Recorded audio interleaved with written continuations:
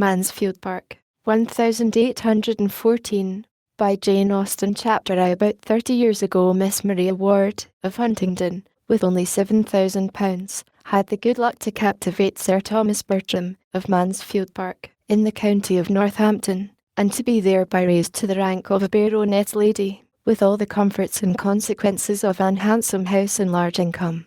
All Huntingdon exclaimed on the greatness of the match, and her uncle, the lawyer, himself, allowed her to be at least £3,000 short of any equitable claim to it. She had two sisters to be benefited by her elevation, and such of their acquaintance as thought Miss Ward and Miss Frances quite as handsome as Miss Maria did not scruple to predict their marrying with almost equal advantage. But there certainly are not so many men of large fortune in the world as there are pretty women to deserve them. Miss Ward, at the end of half a dozen years, found herself obliged to be attached to the Reverend Mr. Norris, a friend of her brother-in-law, with scarcely any private fortune, and Miss Frances fared yet worse. Miss Ward's match, indeed, when it came to the point, was not contemptible, Sir Thomas being happily able to give his friend an income in the living of Mansfield, and Mr. and Mrs. Norris began their career of conjugal felicity with very little less than £1,000 a year. But Miss Frances married, in the common phrase, to disoblige her family, and by fixing on a lieutenant of marines, without education, fortune, or connections, did it very thoroughly. She could hardly have made a more untoward choice. Sir Thomas Bertram had interest, which, from principle as well as pride, from a general wish of doing right, and a desire of seeing all that were connected with him in situations of respectability, he would have been glad to exert for the advantage of Lady Bertram's sister, but her husband's profession was such as no interest could reach, and before he had time to devise any other method of assisting them, an absolute breach between the sisters had taken place. It was the natural result of the conduct of each party, and such as a very imprudent marriage almost always produces. To save herself from useless remonstrance, Mrs. Price never wrote to her family on the subject till actually married. Lady Bertram, who was a woman of very tranquil feelings, and a temper remarkably easy and indolent, would have contented herself with merely giving up her sister, and thinking no more of the matter. But Mrs. Norris had a spirit of activity, which could not be satisfied till she had written a long and angry letter to Fanny, to point out the folly of her conduct, and threaten her with all its possible ill consequences.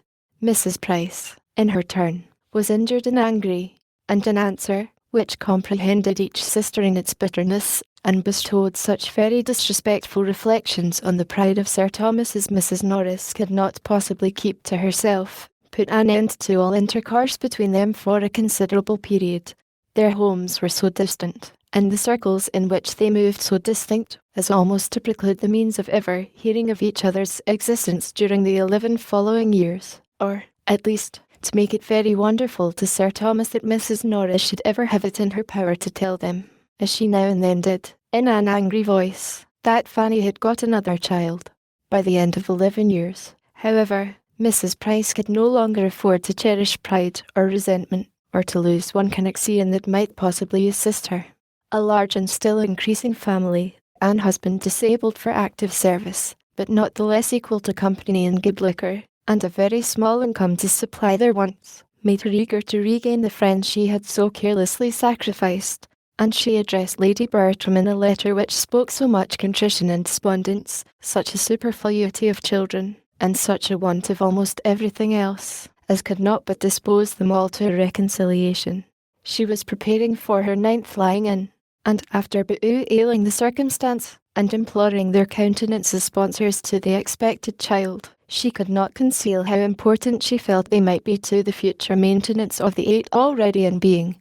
Her eldest was a boy of 10 years old, a fine-spirited fellow, who longed to be out in the world, but what could she do? Was there any chance of his being hereafter useful to Sir Thomas in the concerns of his West Indian property? No situation would be beneath him, or what did Sir Thomas think of Woolwich? Or how could a boy be sent out to the East? The letter was not unproductive. It re-established peace and kindness. Sir Thomas sent friendly advice and professions, Lady Bertram dispatched money and baby linen, and Mrs. Norris wrote the letters. Such were its immediate effects, and within a 12-month the more important advantage to Mrs. Price resulted from it. Mrs. Norris was often observing to the others that she could not get her poor sister and her family out of her head, and that, much as they had all done for her, she seemed to be wanting to do more, and at length she could not but own it to be her wish that poor Mrs. Price should be relieved from the charge and expense of one child entirely out of her great number. What if they were among them to undertake the care of her eldest daughter, a girl now 9 years old, of an age to require more attention than her poor mother could possibly give? The trouble and expense of it to them would be nothing, compared with the benevolence of the action. Lady Bertram agreed with her instantly. "I think we cannot do better," said she. "Let us send for the child." Sir Thomas could not give so instantaneous and unqualified a consent. He debated and hesitated. It was a serious charge. A girl so brought up must be adequately provided for, or there would be cruelty instead of kindness in taking her from her family. He thought of his own 4 children, of his 2 sons, of cousins-in-law, etc. But no sooner had he deliberately begun to state his objections, than Mrs. Norris interrupted him with a reply to them all, whether stated or not. "My dear Sir Thomas, I perfectly comprehend you, and do justice to the generosity and delicacy of your notions, which indeed are quite of a piece with your general conduct. And I entirely agree with you in the main as to the propriety of doing everything one could by way of providing for a child one had in a manner taken into one's own hands. And I am sure I should be the last person in the world to withhold my mite upon such an occasion. Having no children of my own, who should I look to in any little matter I may ever have to bestow, but the children of my sisters? And I am sure Mr. Norris is too just, but you know I am a woman of few words and professions. Do not let us be frightened from a good deed by a trifle. Give a girl an education, and introduce her properly into the world, and 10 to 1 but she has the means of settling well, without farther expense to anybody. A niece of ours, Sir Thomas, I may say, or at least of ours, would not grow up in this neighbourhood without many advantages. I don't say she would be so handsome as her cousins. I dare say she would not, but she would be introduced into the society of this country under such very favourable circumstances as, in all human probability, would get her a creditable establishment. You are thinking of your sons, but do not you know that, of all things upon earth, that is the least likely to happen, brought up as they would be, always together like brothers and sisters? It is morally impossible. I never knew an instance of it. It is, in fact, the only sure way of providing against the connexion. Suppose her a pretty girl, and seen by Tom or Edmund for the first time 7 years hence, and I dare say there would be mischief. The very idea of her having been suffered to grow up at a distance from us all in poverty and neglect would be enough to make either of the dear, sweet-tempered boys in love with her. But breed her up with them from this time, and suppose her even to have the beauty of an angel, and she will never be more to either than a sister." "There is a great deal of truth in what you say," replied Sir Thomas, "and far be it from me to throw any fanciful impediment in the way of a plan which would be so consistent with the relative situations of each. I only meant to observe that it ought not to be lightly engaged in, and that to make it really serviceable to Mrs. Price, and creditable to ourselves, we must secure to the child, or consider ourselves engaged to secure to her hereafter, as circumstances may arise, the provision of a gentlewoman, if no such establishment should offer as you're so sanguine in expecting." "I thoroughly understand you," cried Mrs. Norris. "You are everything that is generous and considerate, and I am sure we shall never disagree on this point. Whatever I can do, as you well know, I am always ready enough to do for the good of those I love. And, though I could never feel for this little girl the 100th part of the regard I bear your own dear children, nor consider her, in any respect, so much my own, I should hate myself if I were capable of neglecting her. Is not she a sister's child? And could I bear to see her want while I had a bit of bread to give her? My dear Sir Thomas, with all my faults I have a warm heart, and, poor as I am, would rather deny myself the necessaries of life than do an ungenerous thing. So, if you are not against it, I will write to my poor sister tomorrow, and make the proposal. And, as soon as matters are settled, I will engage to get the child to Mansfield. I shall have no trouble about it. My own trouble, you know, I never regard. I will send Nanny to London on purpose, and she may have a bed at her cousin the saddler's, and the child be appointed to meet her there.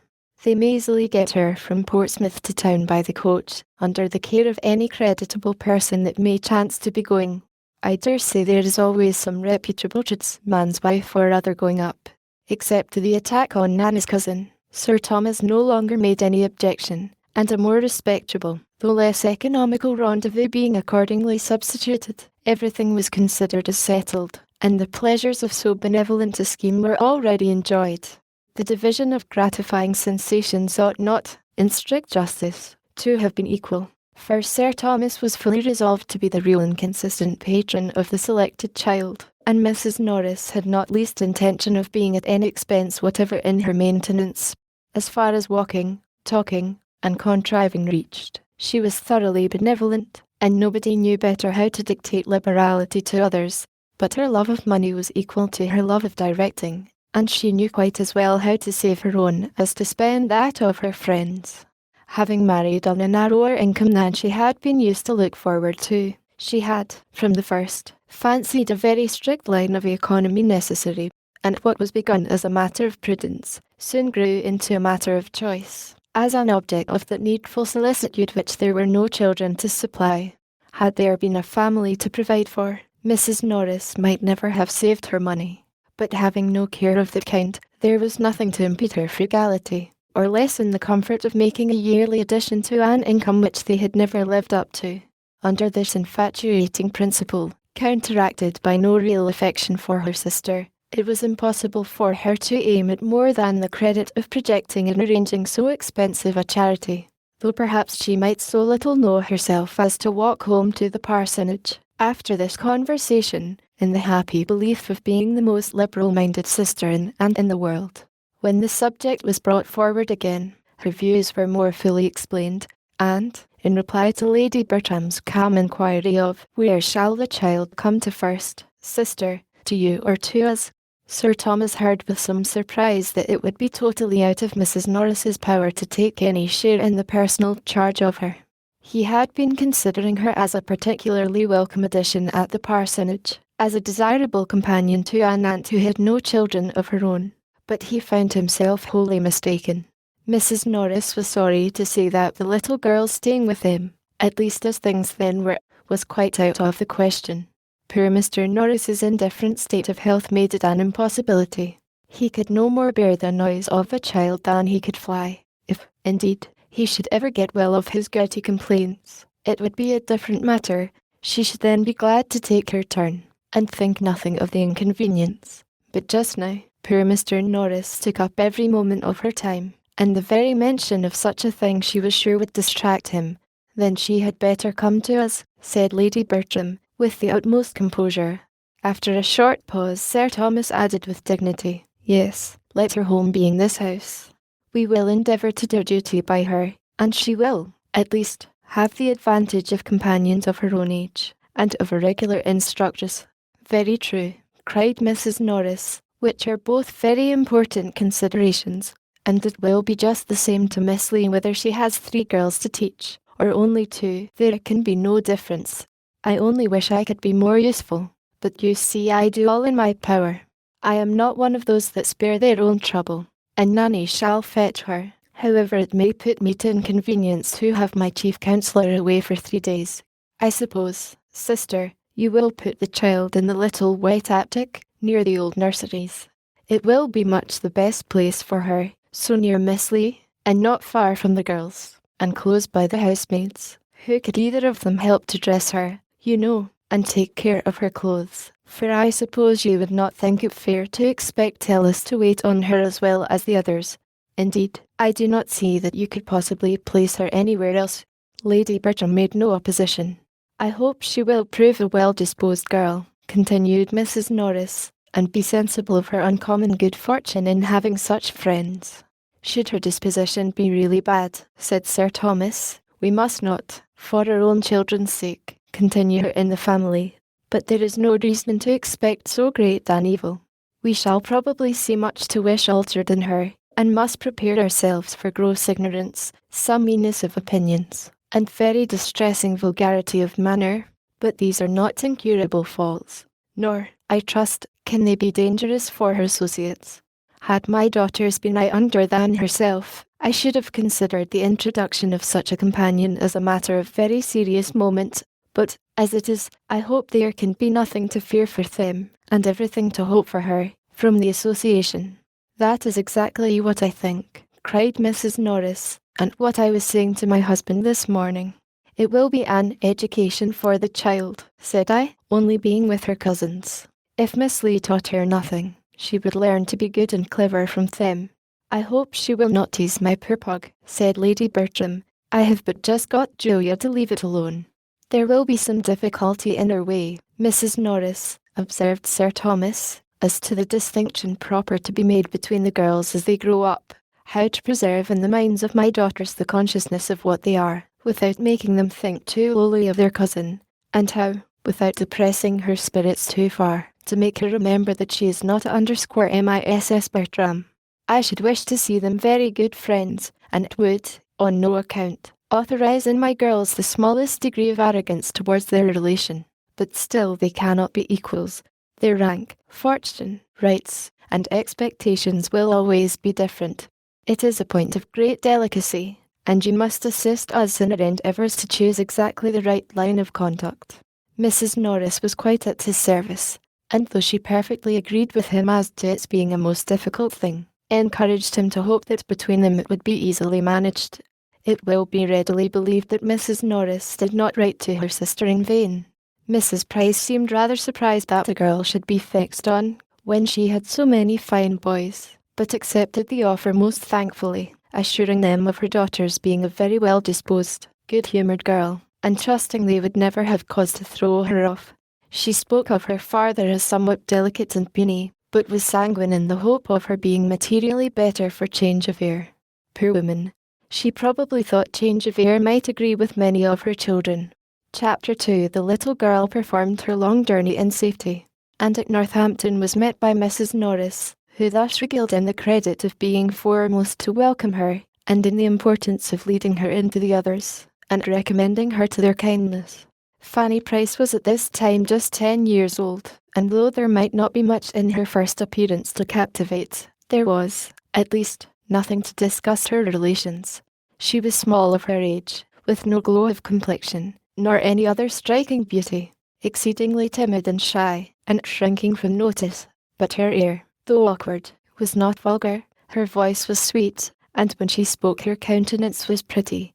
Sir Thomas and Lady Bertram received her very kindly, and Sir Thomas, seeing how much she needed encouragement, tried to be all that was conciliating, but he had to work against a most untoward gravity of deportment, and Lady Bertram, without taking half so much trouble, or speaking one word where he spoke 10, by the mere aid of a good-humoured smile, became immediately the less awful character of the two. The young people were all at home, and sustained their share in the introduction very well, with much good humour, and no embarrassment, at least on the part of the sons, at 17 and 16, and tall of their age, had all the grandeur of men in the eyes of their little cousin. The two girls were more at a loss from being younger and in greater awe of their father, who addressed them on the occasion with rather an injudicious particularity. But they were too much used to company and praise to have anything like natural shyness, and their confidence increasing from their cousin's total want of it, they were soon able to take a full survey of her face and her frock in easy indifference. They were a remarkably fine family, the sons very well-looking, the daughters decidedly handsome, and all of them well grown and forward of their age, which produced as striking a difference between the cousins in person as education had given to their address, and no one would have supposed the girls so nearly of an age as they really were. There were in fact but 2 years between the youngest and Fanny. Julia Bertram was only 12, and Maria but a year older. The little visitor meanwhile was as unhappy as possible, afraid of everybody, ashamed of herself, and longing for the home she had left. She knew not how to look up, and could scarcely speak to be heard, or without crying. Mrs. Norris had been talking to her the whole way from Northampton of her wonderful good fortune, and the extraordinary degree of gratitude and good behaviour which it ought to produce, and her consciousness of misery was therefore increased by the idea of its being a wicked thing for her not to be happy. The fatigue, too, of so long a journey, became soon no trifling evil. In vain were the well-meant condescensions of Sir Thomas, and all the officious prognostications of Mrs. Norris that she would be a good girl. In vain did Lady Bertram smile and make her sit on the sofa with herself and Pug, and vain was even the sight of a gooseberry tart towards giving her comfort. She could scarcely swallow 2 mouthfuls before tears interrupted her, and sleep seeming to be her likeliest friend, she was taken to finish her sorrows in bed. "This is not a very promising beginning," said Mrs. Norris, when Fanny had left the room. "After all that I said to her as we came along, I thought she would have behaved better. I told her how much might depend upon her acquitting herself well at first. I wish there may not be a little sulkiness of temper. Her poor mother had a good deal, but we must make allowances for such a child, and I do not know that her being sorry to leave her home is really against her, for, with all its faults, it was her home, and she cannot as yet understand how much she has changed for the better. But then there is moderation in all things. It required a longer time, however, than Mrs. Norris was inclined to allow, to reconcile Fanny to the novelty of Mansfield Park, and the separation from everybody she had been used to. Her feelings were very acute, and too little understood to be properly attended to. Nobody meant to be unkind, but nobody put themselves out of their way to secure her comfort. The holiday allowed to the Miss Bertrams the next day, on purpose to afford leisure for getting acquainted with, and entertaining their young cousin, produced little union. They could not but hold her cheap on finding that she had but 2 sashes, and had never learned French, and when they perceived her to be little struck with the duet they were so good as to play, they could do no more than make her a generous present of some of their least valued toys, and leave her to herself, while they adjourned to whatever might be the favourite holiday sport of the moment, making artificial flowers or wasting gold paper.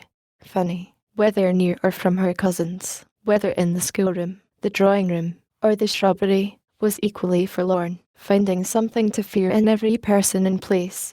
She was disheartened by Lady Bertram's silence, awed by Sir Thomas's grave looks, and quite overcome by Mrs. Norris's admonitions. Her elder cousins mortified her by reflections on her size, and abashed her by noticing her shyness. Miss Lee wondered at her ignorance, and the maidservants sneered at her clothes. And when to these sorrows was added the idea of the brothers and sisters among whom she had always been important as playfellow, instructress, and nurse, the despondence that sunk her little heart was severe. The grandeur of the house astonished, but could not console her. The rooms were too large for her to move in with ease. Whatever she touched she expected to injure, and she crept about in constant terror of something or other, often retreating towards her own chamber to cry. And the little girl who was spoken of in the drawing-room when she left it at night as seeming so decidedly sensible of her peculiar good fortune, ended every day's sorrows by sobbing herself to sleep. A week had passed in this way, and no suspicion of it conveyed by her quiet, passive manner, when she was found one morning by her cousin Edmund, the youngest of the sons, sitting crying on the attic stairs. "My dear little cousin," said he, with all the gentleness of an excellent nature, "what can be the matter?" And sitting down by her, he was at great pains to overcome her shame in being so surprised, and persuade her to speak openly. Was she ill? Or was anybody angry with her? Or had she quarrelled with Maria and Julia? Or was she puzzled about anything in her lesson that he could explain? Did she, in short, want anything he could possibly get her, or do for her?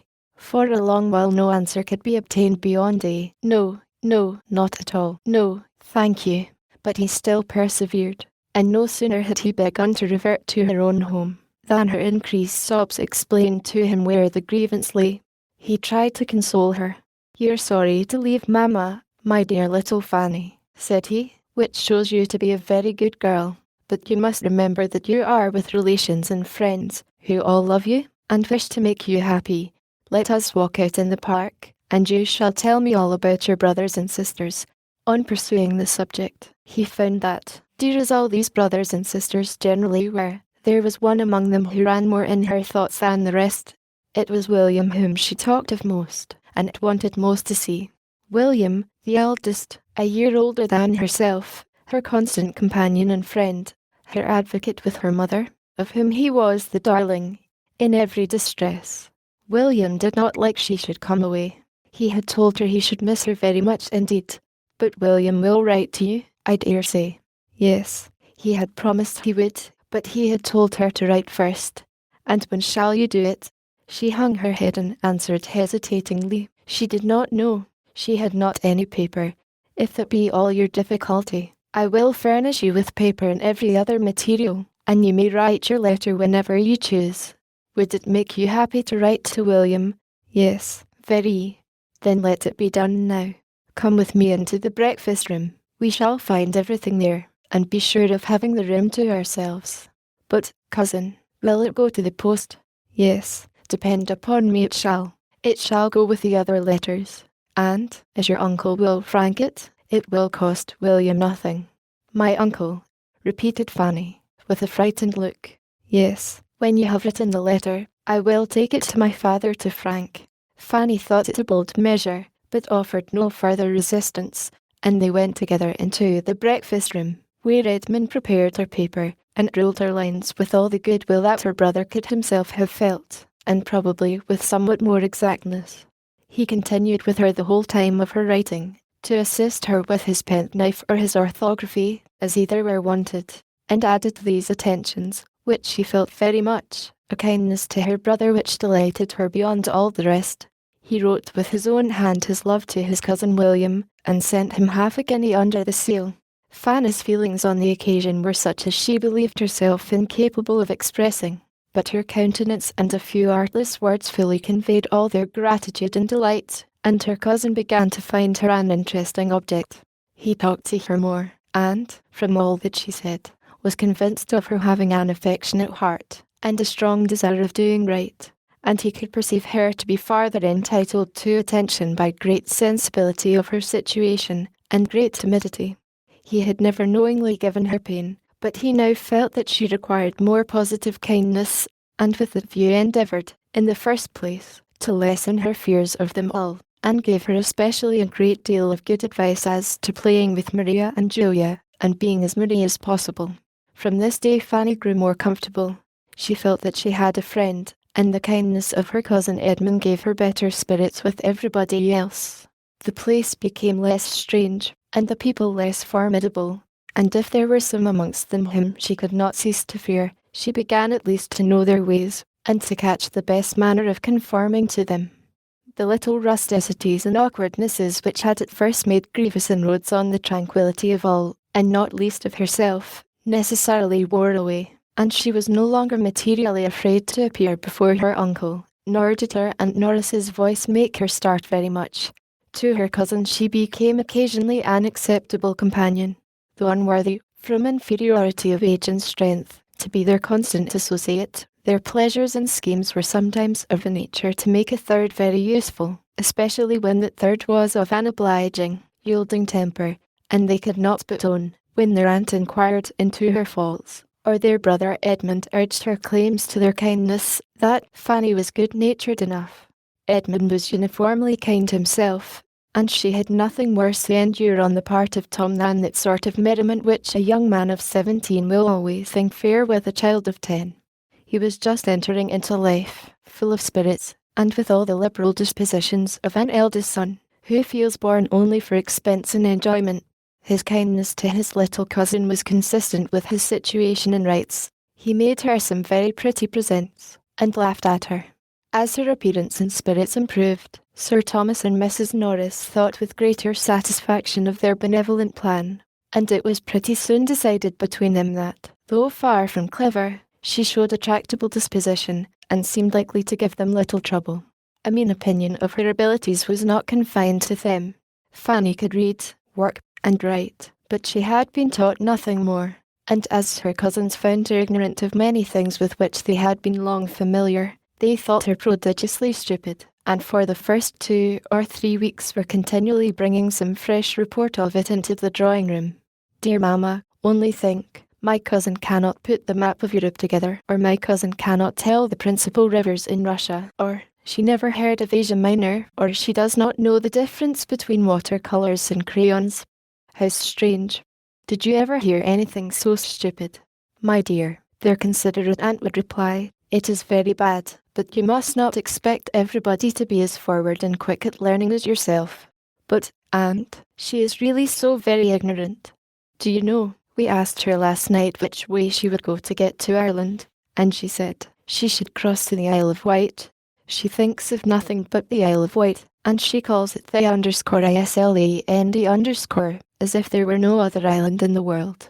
I am sure I should have been ashamed of myself, if I had not known better long before I was so old as she is. I cannot remember the time when I did not know a great deal that she has not least notion of yet. How long ago it is, Aunt, since we used to repeat the chronological order of the kings of England, with the dates of their accession, and most of the principal events of their reigns. Yes, added the other, and of the Roman emperors as low as Severus, besides a great deal of the heathen mythology, and all the metals, semi-metals, planets, and distinguished philosophers. Very true indeed, my dears, but you're blessed with wonderful memories, and your poor cousin has probably none at all. There is a vast deal of difference in memories, as well as in everything else, and therefore you must make allowance for your cousin, and pity her deficiency. And remember that, if you're ever so forward and clever yourselves, you should always be modest, for, much as you know already, there is a great deal more for you to learn. Yes, I know there is, till I'm 17. But I must tell you another thing of Fanny, so odd and so stupid. Do you know, she says she does not want to learn neither music or drawing. To be sure, my dear, that is very stupid indeed, and shows a great want of genius and emulation. But, all things considered, I do not know whether it is not as well that it should be so, for, though you know, owing to me, your papa and mamma are so good as to bring her up with you, it is not at all necessary that she should be as accomplished as you are. On the contrary, it is much more desirable that there should be a difference. Such were the counsels by which Mrs. Norris assisted to form her nieces' minds, and it is not very wonderful that, with all their promising talents and early information, they should be entirely deficient in the less common acquirements of self-knowledge, generosity and humility. In everything but disposition they were admirably taught. Sir Thomas did not know what was wanting, because, though a truly anxious father, he was not outwardly affectionate, and the reserve of his manner repressed all the flow of their spirits before him. To the education of her daughters Lady Bertram paid not the smallest attention. She had not time for such cares. She was a woman who spent her days in sitting, nicely dressed, on a sofa, doing some long piece of needlework, of little use and no beauty, thinking more of her pug than her children, but very indulgent to the latter when it did not put herself to inconvenience. Guided in everything important by Sir Thomas, and in smaller concerns by her sister, had she possessed greater leisure for the service of her girls, she would probably have supposed it unnecessary, for they were under the care of a governess, with proper masters, and could want nothing more. As for Fanny's being stupid at learning, she could only say it was very unlucky, but some people were less stupid, and Fanny must take more pains. She did not know what else was to be done. And, except her being so dull, she must add she saw no harm in the poor little thing, and always found her very handy and quick in carrying messages, and fetching what she wanted.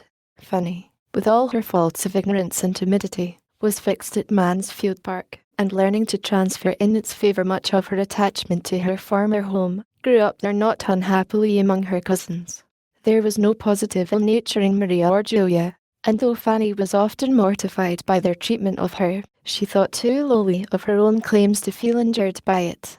From about the time of her entering the family, Lady Bertram, in consequence of a little ill health and a great deal of indolence, gave up the house in town, which she had been used to occupy every spring, and remained wholly in the country, leaving Sir Thomas to attend his duty in Parliament, with whatever increase or diminution of comfort might arise from her absence. In the country, therefore, the Miss Bertrams continued to exercise their memories, practice their duets, and grow tall and womanly, and their father saw them becoming in person, manner, and accomplishments, everything that could satisfy his anxiety. His eldest son was careless and extravagant, and had already given him much uneasiness, but his other children promised him nothing but good. His daughters, he felt, while they retained the name of Bertram, must be giving it new grace, and in quitting it, he trusted, would extend its respectable alliances, and the character of Edmund, his strong good sense and uprightness of mind, bid most fairly for utility, honour, and happiness to himself and all his connexions. He was to be a clergyman. Amid the cares and the complacency which his own children suggested, Sir Thomas did not forget to do what he could for the children of Mrs. Price. He assisted her liberally in the education and disposal of her sons as they became old enough for a determinate pursuit, and Fanny, though almost totally separated from her family, was sensible of the true satisfaction in hearing of any kindness towards them, or of anything at all promising in their situation or conduct. Once, and once only, in the course of many years, had she the happiness of being with William. Of the rest she saw nothing. Nobody seemed to think of her ever going amongst them again, even for a visit. Nobody at home seemed to want her.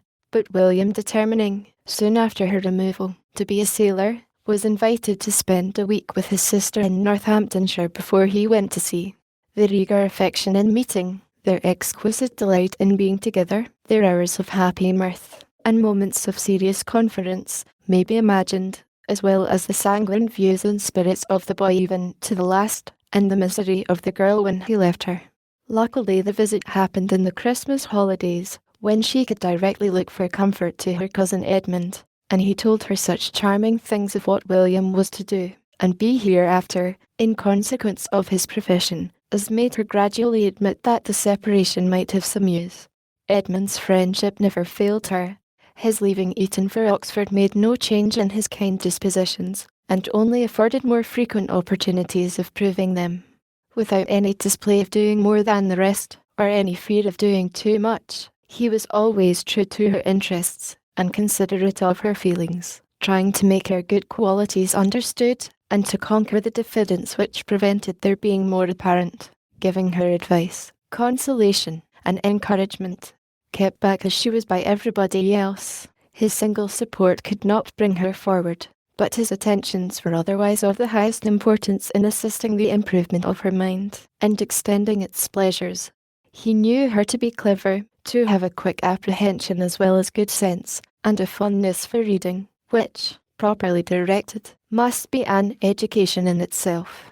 Miss Lee taught her French, and her to read the daily portion of history, but he recommended the books which charmed her leisure hours. He encouraged her taste, and corrected her judgment. He made reading useful by talking to her of what she read, and heightened its attraction by judicious praise.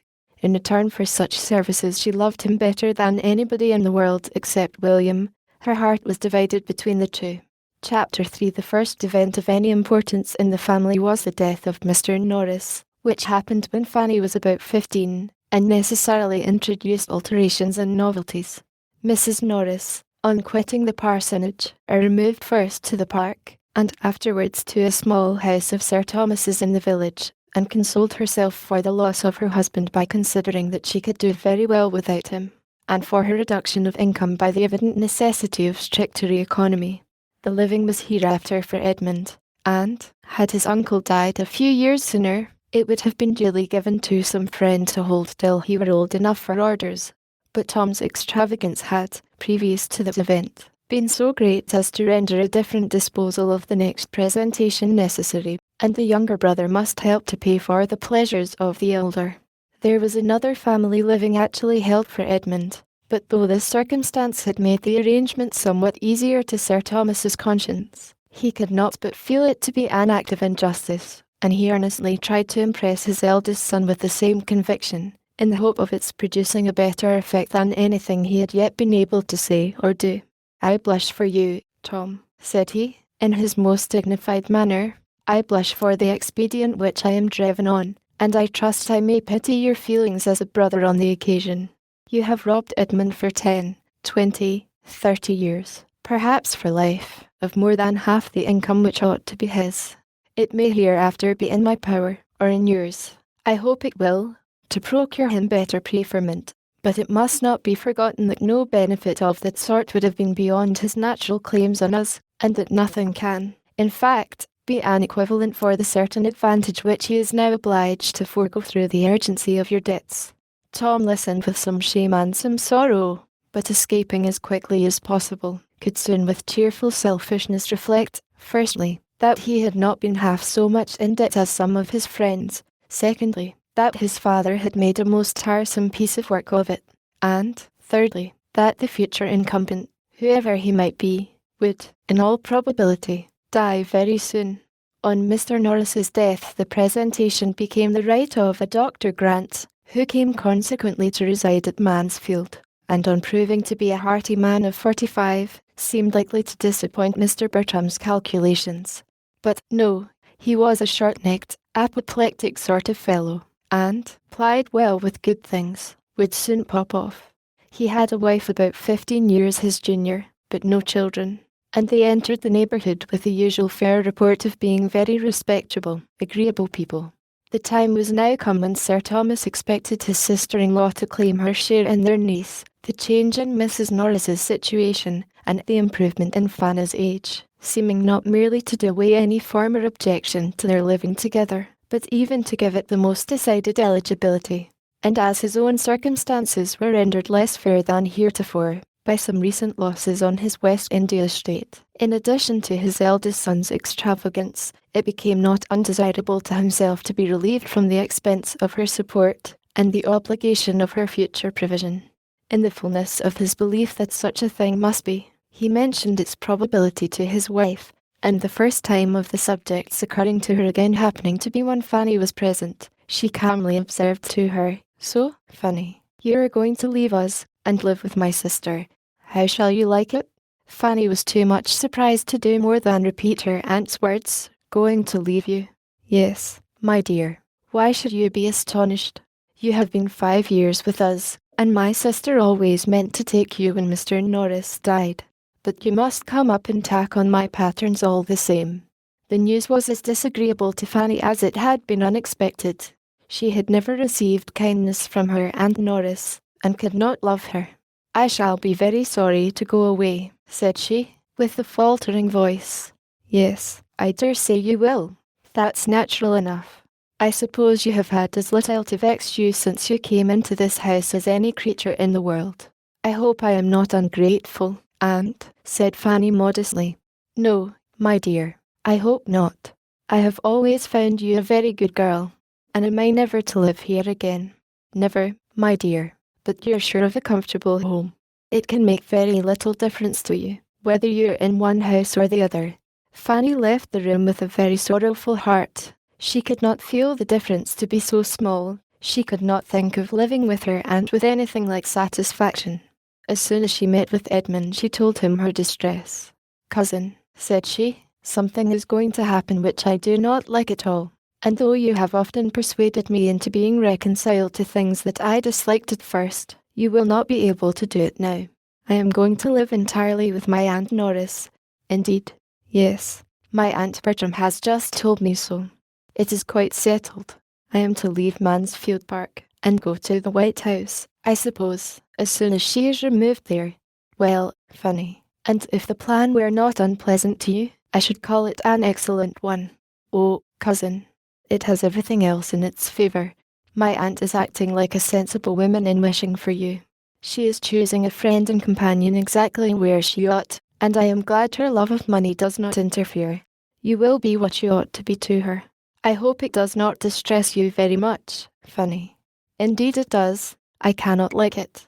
I love this house and everything in it. I shall love nothing there. You know how uncomfortable I feel with her. I can say nothing for her manner to you as a child, but it was the same with us all, or nearly so. She never knew how to be pleasant to children. But you're now of an age to be treated better. I think she is behaving better already. And when you are her only companion, you must be important to her. I can never be important to anyone. What is to prevent you?" "Everything. My situation, my foolishness and awkwardness." "As to your foolishness and awkwardness, my dear Fanny, believe me, you never have a shadow of either, but in using the word so improperly. There is no reason in the world why you should not be important where you're known. You have good sense, and a sweet temper, and I am sure you have a grateful heart that could never receive kindness without wishing to return it. I do not know any better qualifications for a friend and companion." "You're too kind," said Fanny, colouring at such praise. How shall I ever thank you as I ought for thinking so well of me? Oh, cousin, if I am to go away, I shall remember your goodness to the last moment of my life. Why, indeed, Fanny, I should hope to be remembered at such a distance as the White House. You speak as if you were going 200 miles off instead of only across the park, but you will belong to us almost as much as ever. The two families will be meeting every day in the year. The only difference will be that, living with your aunt, you will necessarily be brought forward as you ought to be. _HERE_ there are too many whom you can hide behind, but with her you will be forced to speak for yourself. Oh, I do not say so. I must say it, and say it with pleasure. Mrs. Norris is much better fitted than my mother for having the charge of you now. She is of a temper to do a great deal for anybody she really interests herself about, and she will force you to do justice to your natural powers. Fanny sighed, and said, I cannot see things as you do, but I ought to believe you to be right rather than myself, and I am very much obliged to you for trying to reconcile me to what must be. If I could suppose my aunt really to care for me, it would be delightful to feel myself of consequence to anybody. _HERE_. I know, I am of none, and yet I love the place so well. The place, Fanny, is what you will not quit, though you quit the house. You will have as free a command of the park and gardens as ever. Even I or constant little heart need not take fright at such a nominal change. You will have the same walks to frequent, the same library to choose from, the same people to look at, the same horse to ride. Very true. Yes, dear old grey pony. Ah, cousin, when I remember how much I used to dread riding, what terrors it gave me to hear it talked of as likely to do me good. Oh, how I have trembled at my uncle's opening his lips if horses were talked of. And then think of the kind pains you took to reason and persuade me out of my fears, and convince me that I should like it after a little while, and feel how right you proved to be. I am inclined to hope you may always prophesy as well, and I am quite convinced that your being with Mrs. Norris will be as good for your mind as riding has been for your health, and as much for your ultimate happiness too. So ended their discourse, which, for any very appropriate service it could render Fanny, might as well have been spared, for Mrs. Norris had not the smallest intention of taking her. It had never occurred to her, on the present occasion, but as a thing to be carefully avoided, to prevent its being expected. She had fixed on the smallest habitation which could rank as genteel among the buildings of Mansfield parish, the White House being only just large enough to receive herself and her servants, and allow a spare room for a friend, of which she made a very particular point. The spare rooms at the parsonage had never been wanted, but the absolute necessity of a spare room for a friend was now never forgotten. Not all her precautions, however, could save her from being suspected of something better, or, perhaps, her very display of the importance of a spare room might have misled Sir Thomas to suppose it really intended for Fanny. Lady Bertram soon brought the matter to a certainty by carelessly observing to Mrs. Norris, I think, sister, we need not keep Miss Lee any longer, when Fanny goes to live with you. Mrs. Norris almost started. Live with me, dear Lady Bertram. What do you mean? Is she not to live with you? I thought you had settled it with Sir Thomas. Me? Never. I never spoke a syllable about it to Sir Thomas, nor he to me. Fanny live with me. The last thing in the world for me to think of, or for anybody to wish that really knows us both. Good heaven! What could I do with Fanny? Me, a poor, helpless, forlorn widow, unfit for anything. My spirits quite broke down. What could I do with a girl at her time of life? A girl of 15, the very age of all others to need most attention and care, and put the cheerfulest spirits to the test. Sure, Sir Thomas could not seriously expect such a thing. Sir Thomas is too much my friend. Nobody that wishes me well, I am sure, would propose it. How came Sir Thomas to speak to you about it? Indeed, I do not know. I suppose he thought it best. But what did he say? He could not say he wished me to take Fanny. I am sure in his heart he could not wish me to do it. No, he only said he thought it very likely. And I thought so too. We both thought it would be a comfort to you. But if you do not like it, there is no more to be said. She is no encumbrance here. Dear sister, if you consider my unhappy state, How can she be any comfort to me? Here am I, a poor desolate widow, deprived of the best of husbands, my health gone in attending and nursing him, my spirits still worse, all my peace in this world destroyed, with hardly enough to support me in the rank of a gentlewoman, and enable me to live so as not to disgrace the memory of the dear departed. What possible comfort could I have in taking such a charge upon me as Fanny? If I could wish it for my own sake, I would not do so unjust a thing by the poor girl. She is in good hands, and sure of doing well. I must struggle through my sorrows and difficulties as I can. Then you will not mind living by yourself quite alone. Lady Bertram, I do not complain. I know I cannot live as I have done, but I must retrench where I can, and learn to be a better manager. I have been a liberal housekeeper enough, but I shall not be ashamed to practice the economy now. My situation is as much altered as my income. A great many things were due from poor Mr. Norris, as clergyman of the parish, that cannot be expected from me. It is unknown how much was consumed in our kitchen by odd comers and goers. At the White House, matters must be better looked after. I must live within my income, or I shall be miserable, and I own it would give me great satisfaction to be able to do rather more, to lay by a little at the end of the year. I dare say you will. You always do, don't you? My object, Lady Bertram, is to be of use to those that come after me. It is for your children's good that I wish to be richer. I have nobody else to care for, but I should be very glad to think I could leave a little trifle among them worth their having. You're very good, but do not trouble yourself about them. They are sure of being well provided for. Sir Thomas will take care of that. Why, you know, Sir Thomas's means will be rather straitened if the Antigua state is to make such poor returns. Oh, that will soon be settled. Sir Thomas has been writing about it, I know. Well, Lady Bertram, said Mrs. Norris, moving to go, I can only say that my sole desire is to be of use to your family, and so, if Sir Thomas should ever speak again about my taking Fanny, you will be able to say that my health and spirits put it quite out of the question. Besides that, I really should not have a bed to give her, for I must keep a spare room for a friend. Lady Bertram repeated enough of this conversation to her husband to convince him how much he had mistaken his sister-in-law's views, and she was from that moment perfectly safe from all expectation, or the slightest allusion to it from him.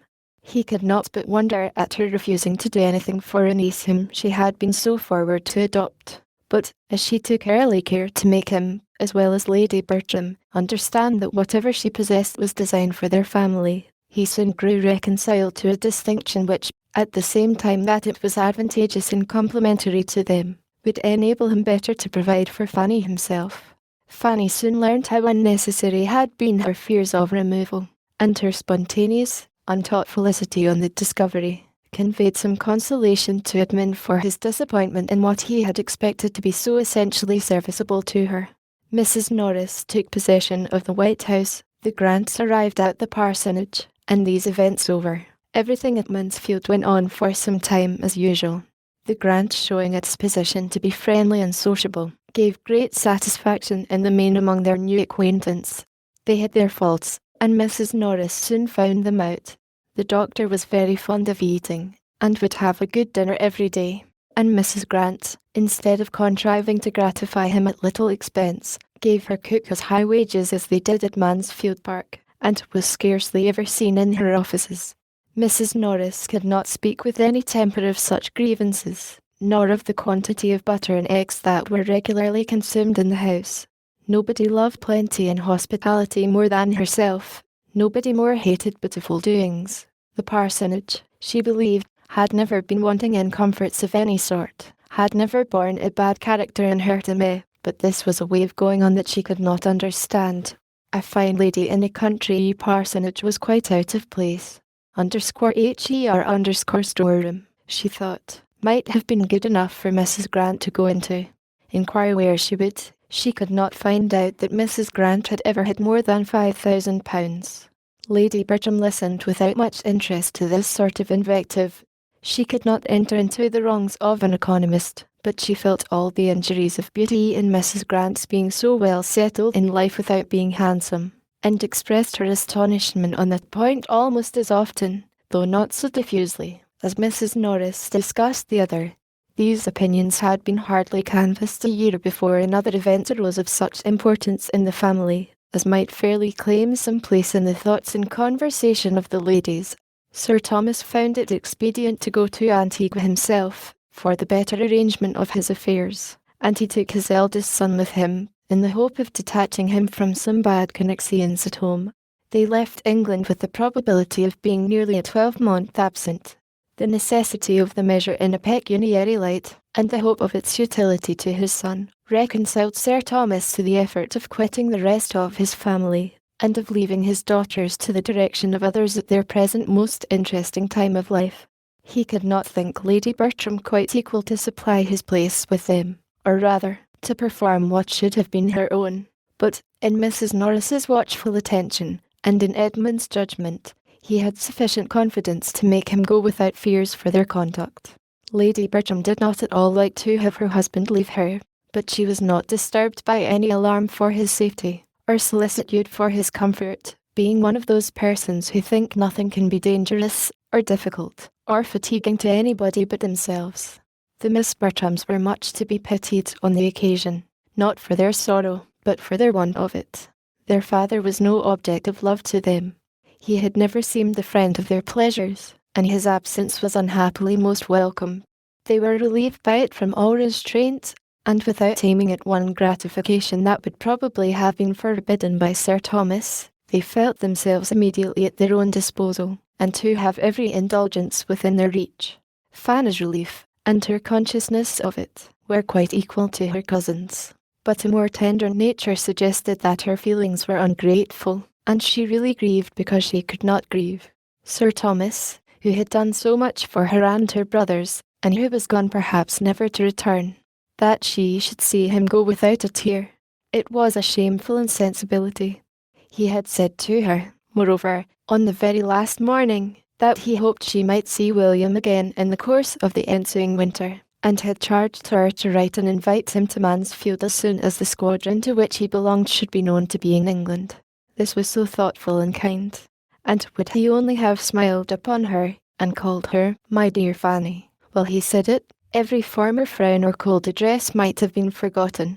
But he had ended his speech in a way to sink her in sad mortification, by adding, "If William does come to Mansfield, I hope you may be able to convince him that the many years which have passed since you parted have not been spent on your side entirely without improvement, though, I fear, he must find his sister at 16 in some respects too much like his sister at 10. She cried bitterly over this reflection when her uncle was gone, and her cousins, on seeing her with red eyes, set her down as a hypocrite. Chapter 4. Tom Bertram had of late spent so little of his time at home that he could be only nominally missed, and Lady Bertram was soon astonished to find how very well they did even without his father, how well Edmund could supply his place in carving, talking to the steward, writing to the attorney, settling with the servants, and equally saving her from all possible fatigue or exertion in every particular but that of directing her letters. The earliest intelligence of the travellers' safe arrival at Antigua, after a favourable voyage, was received, though not before Mrs. Norris had been indulging in very dreadful fears, and trying to make Edmund participate them whenever she could get him alone. And as she depended on being the first person made acquainted with any fatal catastrophe, she had already arranged the manner of breaking it to all the others, when Sir Thomas's assurances of their both being alive and well made it necessary to lay by her agitation and affectionate preparatory speeches for a while. The winter came and passed without their being called for. The accounts continued perfectly good, and Mrs. Norris, in promoting gaieties for her nieces, assisting their toilets, displaying their accomplishments, and looking about for their future husbands, had so much to do as, in addition to all her own household cares, some interference in those of her sister, and Mrs. Grant's wasteful doings to overlook, left her very little occasion to be occupied in fears for the absent. The Miss Bertrams were now fully established among the belles of the neighbourhood, and as they joined to beauty and brilliant acquirements a manner naturally easy, and carefully formed to general civility and obligingness, they possessed its favour as well as its admiration. Their vanity was in such good order that they seemed to be quite free from it, and gave themselves no airs, while the praises attending such behaviour secured and brought round by their aunt, served to strengthen them in believing they had no faults. Lady Bertram did not go into public with her daughters. She was too indolent even to accept a mother's gratification in witnessing their success and enjoyment at the expense of any personal trouble, and the charge was made over to her sister, who desired nothing better than a post of such honourable representation, and very thoroughly relished the means it afforded her of mixing in society without having horses to hire. Fanny had no share in the festivities of the season, but she enjoyed being avowedly useful as her aunt's companion when they called away the rest of the family. And, as Miss Lee had left Mansfield, she naturally became everything to Lady Bertram during the night of a ball or a party. She talked to her, listened to her, read to her, and the tranquillity of such evenings, her perfect security in such a tete-a-tete from any sound of unkindness, was unspeakably welcome to a mind which had seldom known a pause in its alarms or embarrassments. As to her cousin's gaieties, she loved to hear an account of them, especially of the balls, and whom Edmund had danced with, but thought too lowly of her own situation to imagine she should ever be admitted to the same, and listened, therefore, without an idea of any nearer concern in them. Upon the whole, it was a comfortable winter to her, for though it brought no William to England, the never-failing hope of his arrival was worth much. The ensuing spring deprived her of her valued friend, the old grey pony, and for some time she was in danger of feeling the loss in her health as well as in her affections, for in spite of the acknowledged importance of her riding on horseback, no measures were taken for mounting her again, because, as it was observed by her aunts, she might ride one of her cousin's horses at any time when they did not want them, and as the Miss Bertrams regularly wanted their horses every fine day, and had no idea of carrying their obliging manners to the sacrifice of any real pleasure, that time, of course, never came. They took their cheerful rides in the fine mornings of April and May, and Fanny either sat at home the whole day with one aunt, or walked beyond her strength at the instigation of the other, Lady Bertram holding exercise to be as unnecessary for everybody as it was unpleasant to herself, and Mrs. Norris, who was walking all day, thinking everybody ought to walk as much. Edmund was absent at this time, or the evil would have been earlier remedied. When he returned, to understand how Fanny was situated, and perceived its ill effects, there seemed with him but one thing to be done, and that Fanny must have a horse was the resolute declaration with which he opposed whatever could be urged by the supineness of his mother, or the economy of his aunts, to make it appear unimportant. Mrs. Norris could not help thinking that some steady old thing might be found among the numbers belonging to the park that would do vastly well, or that one might be borrowed of the steward, or that perhaps Dr. Grant might now and then lend them the pony he sent to the post. She could not but consider it as absolutely unnecessary, and even improper, that Fanny should have a regular lady's horse of her own, in the style of her cousins. She was sure Sir Thomas had never intended it, and she must say that, to be making such a purchase in his absence, and adding to the great expenses of his stable, at a time when a large part of his income was unsettled, seemed to her very unjustifiable. Fanny must have a horse, was Edmund's only reply. Mrs. Norris could not see it in the same light. Lady Bertram did. She entirely agreed with her son as to the necessity of it, and as to its being considered necessary by his father. She only pleaded against there being any hurry. She only wanted him to wait till Sir Thomas's return, and then Sir Thomas might settle it all himself. He would be at home in September, and where would be the harm of only waiting till September? Though Edmund was much more displeased with his aunt than with his mother, as evincing least regard for her niece, he could not help paying more attention to what she said, and at length determined on a method of proceeding which would obviate the risk of his father's thinking he had done too much, and at the same time procure for Fanny the immediate means of exercise, which he could not bear she should be without. He had 3 horses of his own, but not one that would carry a woman. 2 of them were hunters. The third, a useful road horse. This third he resolved to exchange for one that his cousin might ride. He knew where such a one was to be met with, and having once made up his mind, the whole business was soon completed. The new mare proved a treasure. With a very little trouble she became exactly calculated for the purpose, and Fanny was then put in almost full possession of her. She had not supposed before that anything could ever suit her like the old grey pony, But her delight in Edmund's mirror was far beyond any former pleasure of the sort, and the addition it was ever receiving in the consideration of the kindness from which her pleasure sprung, was beyond all her words to express. She regarded her cousin as an example of everything good and great, as possessing worth which no one but herself could ever appreciate, and as entitled to such gratitude from her as no feelings could be strong enough to pay. Her sentiments towards him were compounded of all that was respectful, grateful, confiding, and tender. As the horse continued in name, as well as fact, the property of Edmund, Mrs. Norris could tolerate its being for Fanny's use, and had Lady Bertram ever thought about her own objection again, he might have been excused in her eyes for not waiting till Sir Thomas's return in September, for when September came Sir Thomas was still abroad, and without any near prospect of finishing his business. Unfavourable circumstances had suddenly arisen at a moment when he was beginning to turn all his thoughts towards England, and the very great uncertainty in which everything was then involved determined him on sending home his son, and waiting the final arrangement by himself. Tom arrived safely, bringing an excellent account of his father's health, but to very little purpose, as far as Mrs. Norris was concerned. Sir Thomas's sending away his son seemed to her so like a parent's care, under the influence of a foreboding of evil to himself, that she could not help feeling dreadful presentiments, and as the long evenings of autumn came on, was so terribly haunted by these ideas, in the sad solitariness of her cottage, as to be obliged to take daily refuge in the dining-room of the park.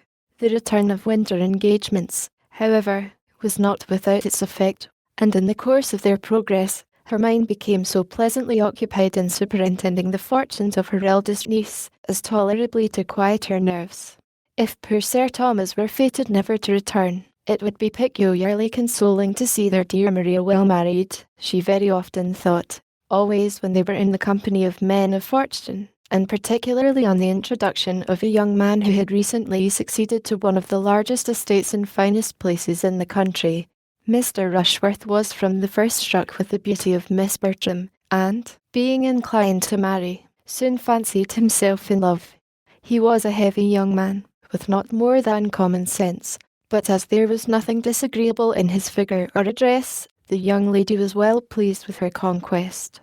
Being now in her 21st year, Maria Bertram was beginning to think matrimony a duty, and as a marriage with Mr. Rushworth would give her the enjoyment of a larger income than her father's, as well as ensure her the house in town, which was now a prime object, it became, by the same rule of moral obligation, her evident duty to marry Mr. Rushworth if she could. Mrs. Norris was most zealous in promoting the match, by every suggestion and contrivance likely to enhance its desirableness to either party, and, among other means, by seeking an intimacy with the gentleman's mother, who at present lived with him, and to whom she even forced Lady Bertram to go through 10 miles of indifferent road to pay a morning visit. It was not long before a good understanding took place between this lady and herself. Mrs. Rushworth acknowledged herself very desirous that her son should marry, and declared that of all the young ladies she had ever seen, Miss Bertram seemed, by her amiable qualities and accomplishments, the best adapted to make him happy. Mrs. Norris accepted the compliment, and admired the nice discernment of character which could so well distinguish merit. Maria was indeed the pride and delight of them all, perfectly faultless, an angel, and, of course, so surrounded by admirers, must be difficult in her choice. But yet, as far as Mrs. Norris could allow herself to decide on so short an acquaintance, Mr. Rushworth appeared precisely the young man to deserve and attach her. After dancing with each other at a proper number of balls, the young people justified these opinions, and an engagement, with a due reference to the absent Sir Thomas, was entered into, much to the satisfaction of their respective families, and of the general lookers-on of the neighbourhood, who had, for many weeks past, felt the expediency of Mr. Rushworth's marrying Miss Bertram. It was some months before Sir Thomas's consent could be received, but, in the meanwhile, as no one felt a doubt of his most cordial pleasure in the connexion, the intercourse of the two families was carried on without restraint, and no other attempt made at secrecy than Mrs. Norris's talking of it everywhere as a matter not to be talked of at present. Edmund was the only one of the family who could see a fault in the business, but no representation of his aunt's could induce him to find Mr. Rushworth a desirable companion. He could allow his sister to be the best judge of her own happiness, but he was not pleased that her happiness should centre in a large income, nor could he refrain from often saying to himself, in Mr. Rushworth's company, if this man had not 12,000 a year, he would be a very stupid fellow.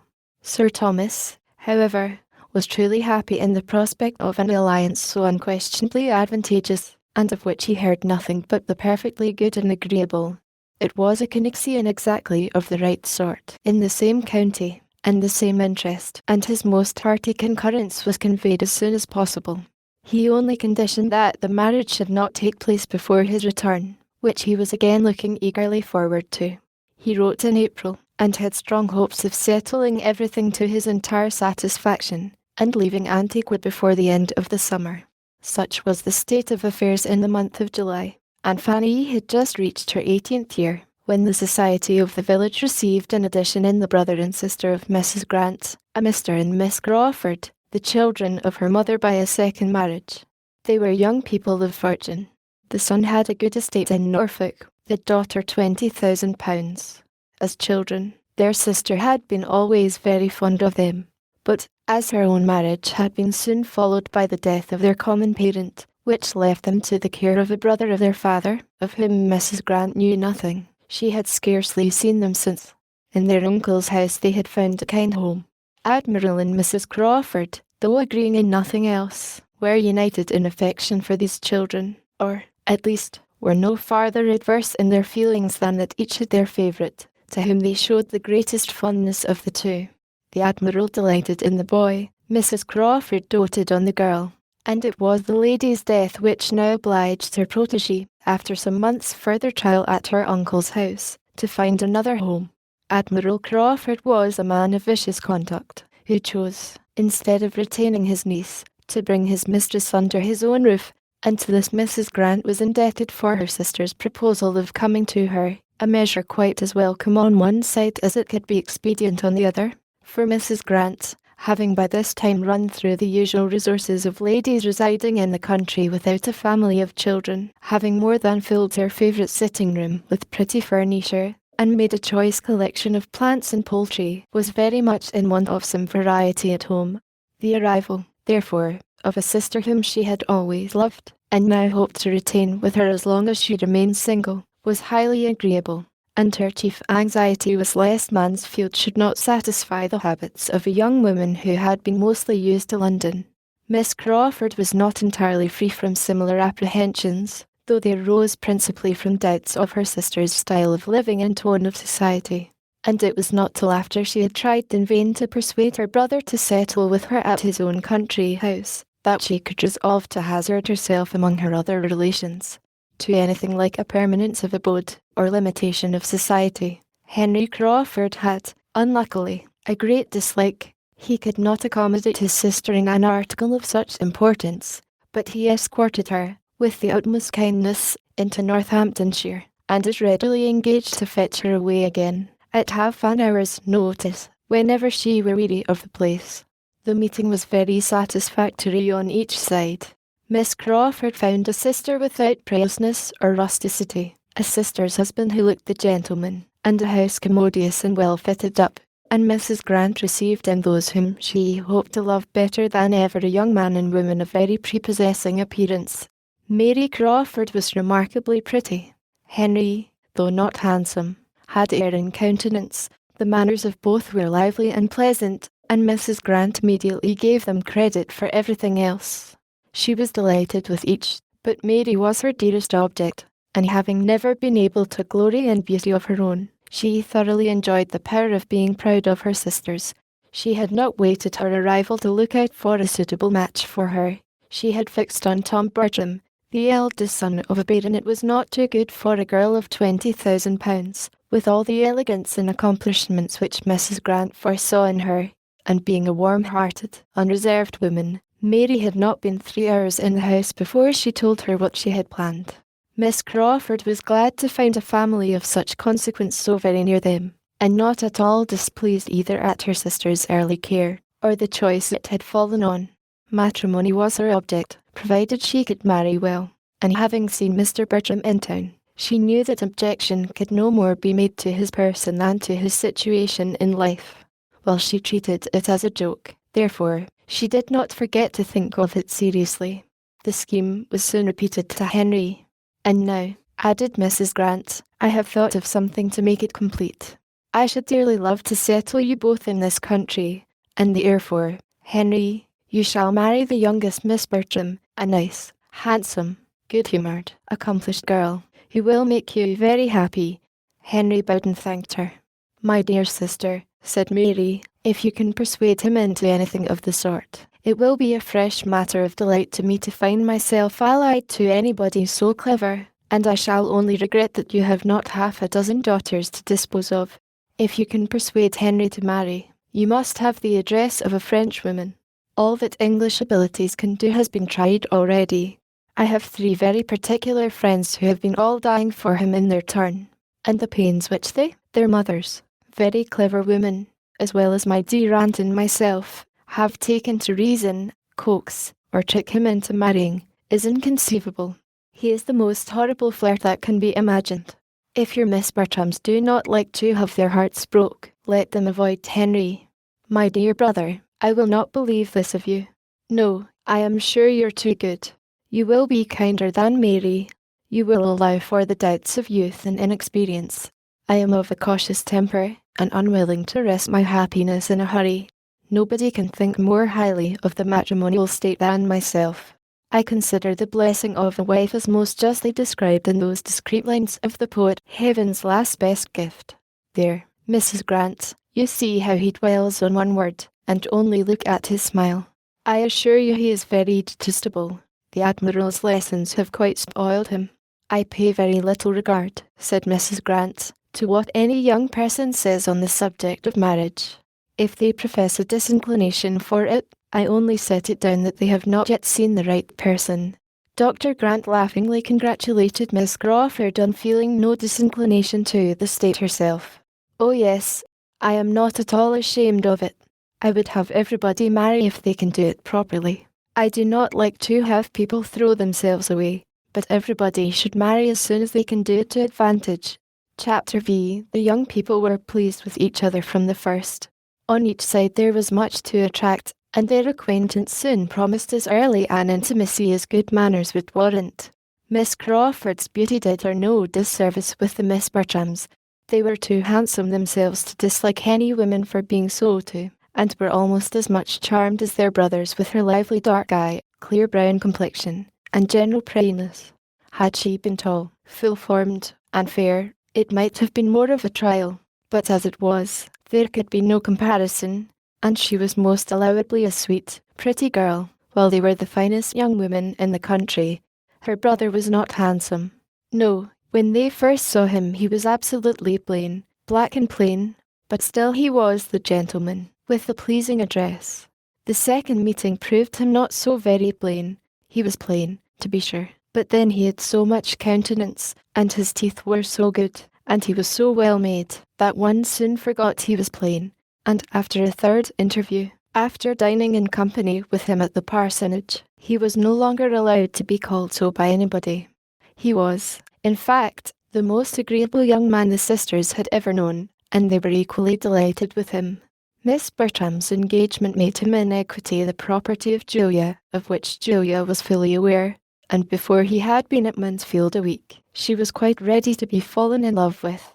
Maria's notions on the subject were more confused and indistinct. She did not want to see or understand. There could be no harm in her liking an agreeable man. Everybody knew her situation. Emma Crawford must take care of himself. Mr. Crawford did not mean to be in any danger. The Miss Bertrams were worth pleasing, and were ready to be pleased, and he began with no object but of making them like him. He did not want them to die of love, but with sense and temper which ought to have made him judge and feel better, he allowed himself great latitude on such points. "I like your Miss Bertrams exceedingly, sister," said he, as he returned from attending them to their carriage after the said dinner visit. "They are very elegant, agreeable girls." "So they are indeed, and I am delighted to hear you say it. But you like Julia best?" "Oh yes, I like Julia best. But do you really?" for Miss Bertram is in general thought the handsomest. So I should suppose. She has the advantage in every feature, and I prefer her countenance, but I like Julia best. Miss Bertram is certainly the handsomest, and I have found her the most agreeable, but I shall always like Julia best, because you order me. I shall not talk to you, Henry, but I know you will like her best at last. Do not I tell you that I like her best at first? And besides, Miss Bertram is engaged. Remember that, my dear brother. Her choice is made. Yes, and I like her the better for it. An engaged woman is always more agreeable than a disengaged. She is satisfied with herself. Her cares are over, and she feels that she may exert all her powers of pleasing without suspicion. All is safe with the lady engaged. No harm can be done. Why, as to that, Mr. Rushworth is a very good sort of young man, and it is a great match for her. But Miss Bertram does not care 3 straws for him. That is your opinion of your intimate friend. I do not subscribe to it. I am sure Miss Bertram is very much attached to Mr. Rushworth. I could see it in her eyes, when he was mentioned. I think too well of Miss Bertram to suppose she would ever give her hand without her heart. Mary, how shall we manage him? We must leave him to himself, I believe. Talking does no good. He will be taken in at last. But I would not have him taken in. I would not have him duped. I would have it all fair and honourable. Oh dear, let him stand his chance and be taken in. It will do just as well. Everybody is taken in at some period or other. Not always in marriage, dear Mary. In marriage especially. With all due respect to such of the present company as chance to be married, my dear Mrs. Grant, there is not 1 in 100 of either sex who is not taken in when they marry. Look where I will, I see that it is so, and I feel that it must be so, when I consider that it is, of all transactions, the one in which people expect most from others, and are least honest themselves. Ah, you have been in a bad school for matrimony, in Hill Street. My poor aunt had certainly little cause to love the state, but, however, speaking from my own observation, it is a manoeuvring business. I know so many who have married in the full expectation and confidence of some one particular advantage in the connexion, or accomplishment, or good quality in the person, who have found themselves entirely deceived, and been obliged to put up with exactly the reverse. What is this but a take-in? My dear child, there must be a little imagination here. I beg your pardon, but I cannot quite believe you. Depend upon it, you see but half. You see the evil, but you do not see the consolation. There will be little rubs and disappointments everywhere, and we are all apt to expect too much. But then, if one scheme of happiness fails, human nature turns to another. If the first calculation is wrong, we make a second better, we find comfort somewhere, and those evil-minded observers, dearest Mary, who make much of a little, are more taken in and deceived than the parties themselves. Well done, sister. I honour your esprit de corps. When I am a wife, I mean to be just as staunch myself, and I wish my friends in general would be so too. It would save me many a heartache. You are as bad as your brother, Mary, but we will cure you both. Mansfield shall cure you both, and without any taking in. Stay with us, and we will cure you. The Crawfords, without wanting to be cured, were very willing to stay. Mary was satisfied with the parsonage as a present home, and Henry equally ready to lengthen his visit. He had come, intending to spend only a few days with them, but Mansfield promised well, and there was nothing to call him elsewhere. It delighted Mrs. Grant to keep them both with her, and Dr. Grant was exceedingly well contented to have it so. A talking pretty young woman like Miss Crawford is always pleasant society to an indolent, stay-at-home man, and Mr. Crawford's being his guest was an excuse for drinking claret every day. The Miss Bertram's admiration of Mr. Crawford was more rapturous than anything which Miss Crawford's habits made her likely to feel. She acknowledged, however, that the Mr. Bertrams were very fine young men, that 2 such young men were not often seen together even in London, and that their manners, particularly those of the eldest, were very good. He had been much in London, and he had more liveliness and gallantry than Edmund, and must, therefore, be preferred, and, indeed, his being the eldest was another strong claim. She had felt an early presentiment that she should like the eldest best. She knew it was her way. Tom Bertram must have been thought pleasant, indeed, at any rate. He was the sort of young man to be generally liked. His agreeableness was of the kind to be oftener found agreeable than some endowments of a higher stamp, for he had easy manners, excellent spirits, a large acquaintance, and a great deal to say. And the reversion of Mansfield Park, and a baronetcy, did no harm to all this. Miss Crawford soon felt that he and his situation might do. She looked about her with due consideration, and found almost everything in his favour: a park, a real park, 5 miles round, a spacious modern-built house, so well placed and well screened as to deserve to be in any collection of engravings of gentlemen's seats in the kingdom, and wanting only to be completely new-furnished, pleasant sisters, a quiet mother, and an agreeable man himself, with the advantage of being tied up from much gaming at present by a promise to his father, and of being Sir Thomas hereafter. It might do very well. She believed she should accept him, and she began accordingly to interest herself a little about the horse which he had to run at the B races. These races were to call him away not long after their acquaintance began, and as it appeared that the family did not, from his usual goings-on, expect him back again for many weeks, it would bring his passion to an early proof.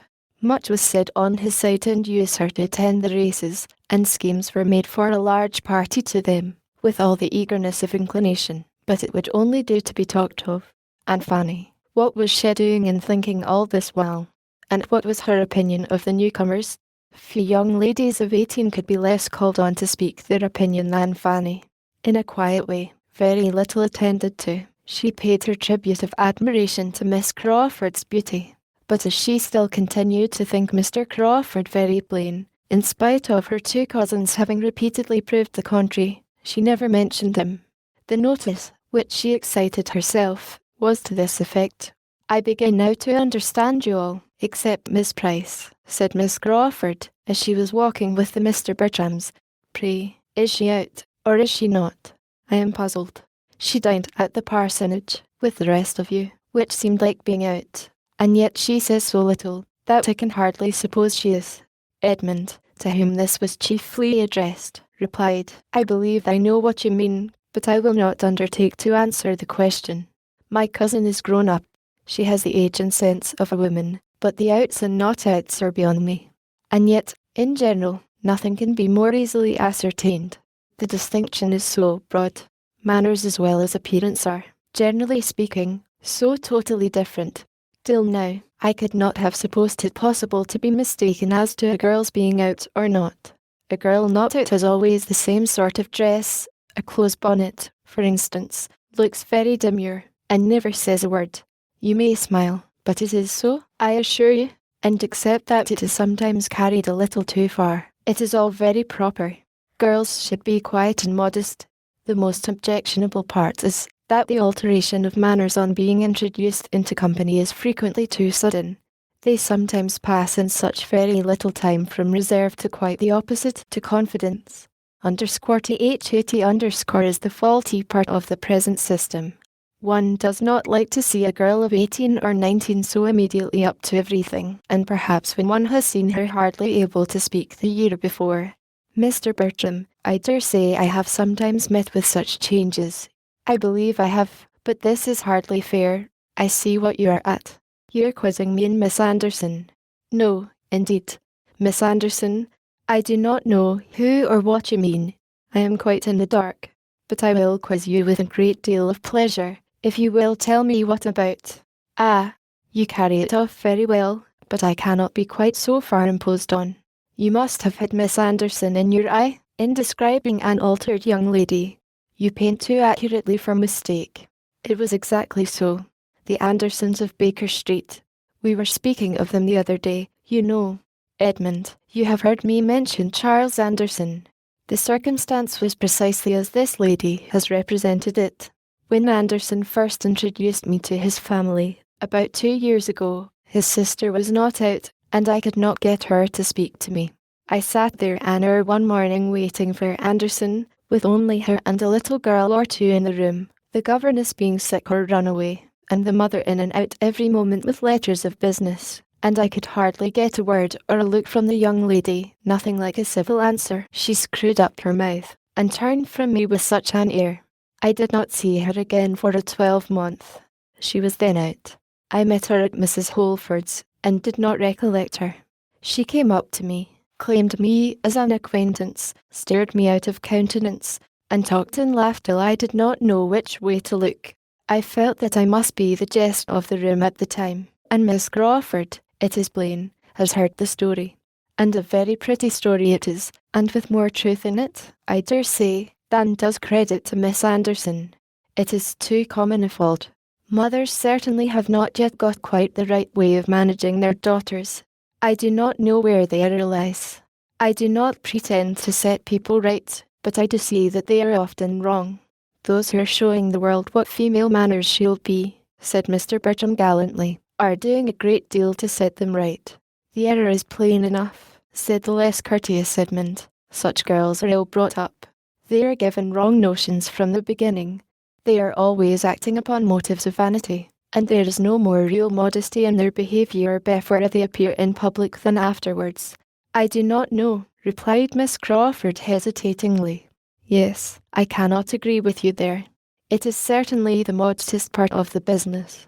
It is much worse who have girls not out to give themselves the same airs and take the same liberties as if they were, which I have seen done. That is worse than anything, quite disgusting. Yes, that is very inconvenient indeed, said Mr. Bertram. It leads one astray. One does not know what to do. The close bonnet and demure air you describe so well, and nothing was ever juster, tell one what is expected. But I got into a dreadful scrape last year from the want of them.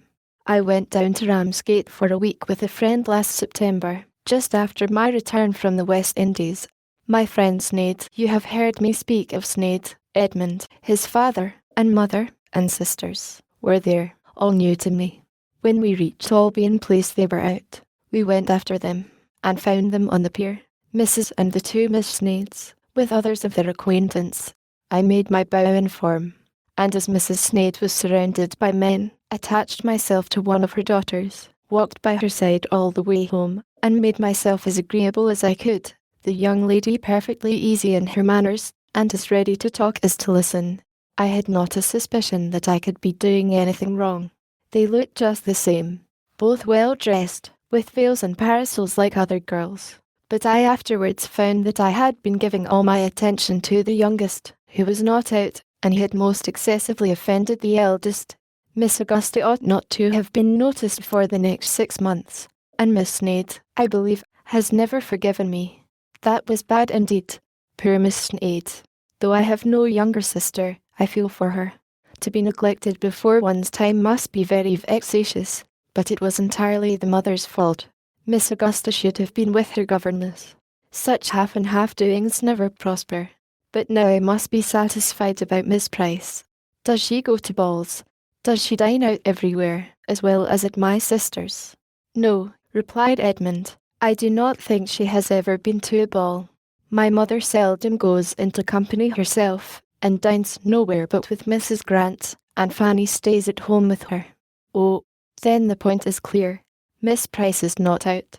Chapter 6 Mr. Bertram set off for, and Miss Crawford was prepared to find a great chasm in their society, and to miss him decidedly in the meetings which were now becoming almost daily between the families, and on their all dining together at the park soon after his going. She retook her chosen place near the bottom of the table, fully expecting to feel a most melancholy difference in the change of masters.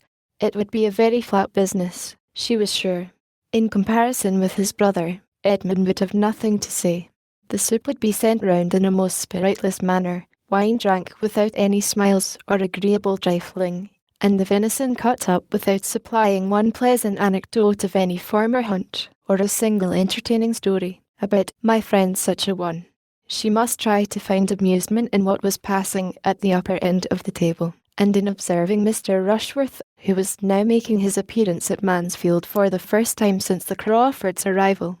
He had been visiting a friend in the neighbouring county, and that friend having recently had his grounds laid out by an improver, Mr. Rushworth was returned with his head full of the subject, and very eager to be improving his own place in the same way, and though not saying much to the purpose, could talk of nothing else. The subject had been already handled in the drawing room. It was revived in the dining parlour. Miss Bertram's attention and opinion was evidently his chief aim, and though her deportment showed rather conscious superiority than any solicitude to oblige him, the mention of Sotherton Court, and the ideas attached to it, gave her a feeling of complacency, which prevented her from being very ungracious. "I wish you could see Compton," said he. "It is the most complete thing. I never saw a place so altered in my life. I told Smith I did not know where I was. The approach now is one of the finest things in the country. You see the house in the most surprising manner. I declare, when I got back to Sotherton yesterday, it looked like a prison, quite a dismal old prison." "Oh, for shame!" cried Mrs. Norris. "A prison indeed. Sotherton Court is the noblest old place in the world. It wants improvement, ma'am, beyond anything. I never saw a place that wanted so much improvement in my life, and it is so forlorn that I do not know what can be done with it." "No wonder that Mr. Rushworth should think so at present," said Mrs. Grant to Mrs. Norris, with a smile. "But depend upon it, Sotherton will have every improvement in time which his heart can desire." "I must try to do something with it," said Mr. Rushworth, "but I do not know what. I hope I shall have some good friend to help me." "Your best friend upon such an occasion," said Miss Bertram calmly, "would be Mr. Repton, I imagine. That is what I was thinking of.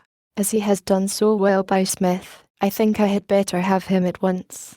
His terms are 5 guineas a day." "Well, and if they were 10, cried Mrs. Norris, "I am sure I need not regard it. The expense need not be any impediment. If I were you, I should not think of the expense. I would have everything done in the best style, and made as nice as possible. Such a place as Sotherton Court deserves everything that taste and money can do. You have space to work upon there, and grounds that will well reward you. For my own part, if I had anything within the 50th part of the size of Sotherton, I should be always planting and improving, for naturally I am excessively fond of it. It would be too ridiculous for me to attempt anything where I am now, with my little half-acre. It would be quite a burlesque. But if I had more room, I should take a prodigious delight in improving and planting.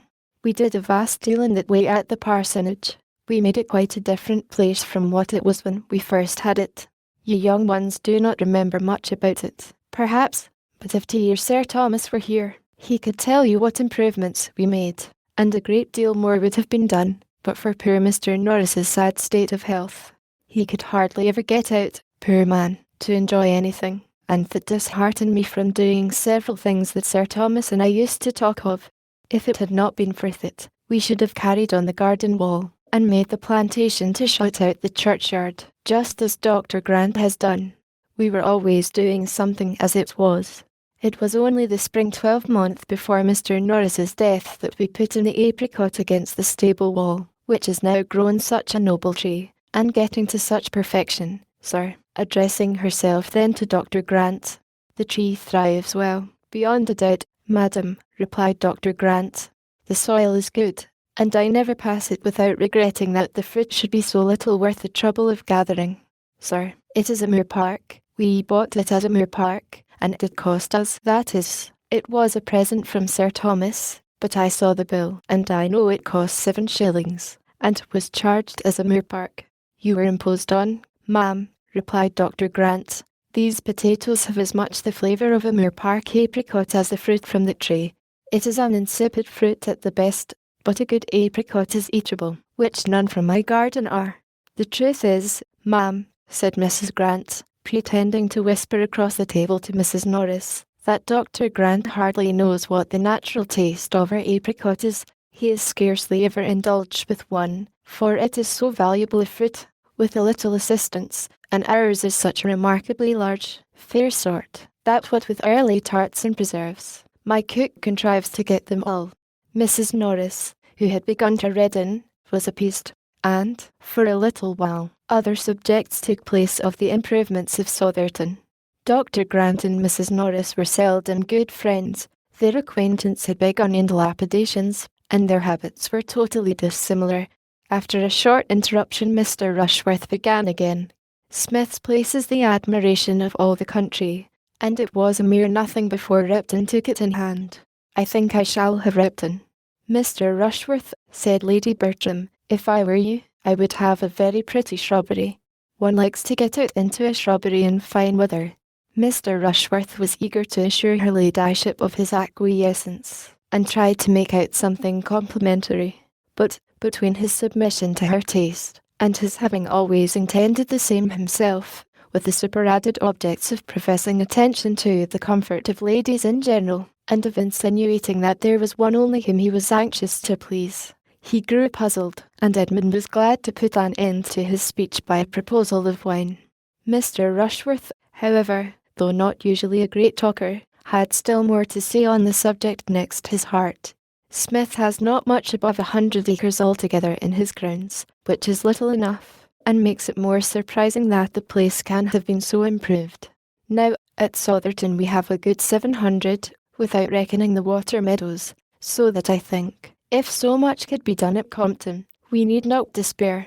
There have been 2 or 3 fine old trees cut down, that grew too near the house, and it opens the prospect amazingly, which makes me think that Repton, or anybody of that sort, would certainly have the avenue at Sotherton down. The avenue that leads from the west front to the top of the hill, you know, turning to Miss Bertram particularly as he spoke. But Miss Bertram thought it most becoming to reply, the avenue. Oh, I do not recollect it. I really know very little of Sotherton. Fanny, who was sitting on the other side of Edmund, exactly opposite Miss Crawford, and who had been attentively listening, now looked at him, and said in a low voice, cut down an avenue? What a pity! Does it not make you think of Cowper? Ye fallen avenues, once more I mourn your fate unmerited. He smiled as he answered, I am afraid the avenue stands a bad chance, Fanny. I should like to see Sotherton before it is cut down, to see the place as it is now, in its old state, but I do not suppose I shall. Have you never been there? No, you never can, and, unluckily, it is out of distance for a ride. I wish we could contrive it.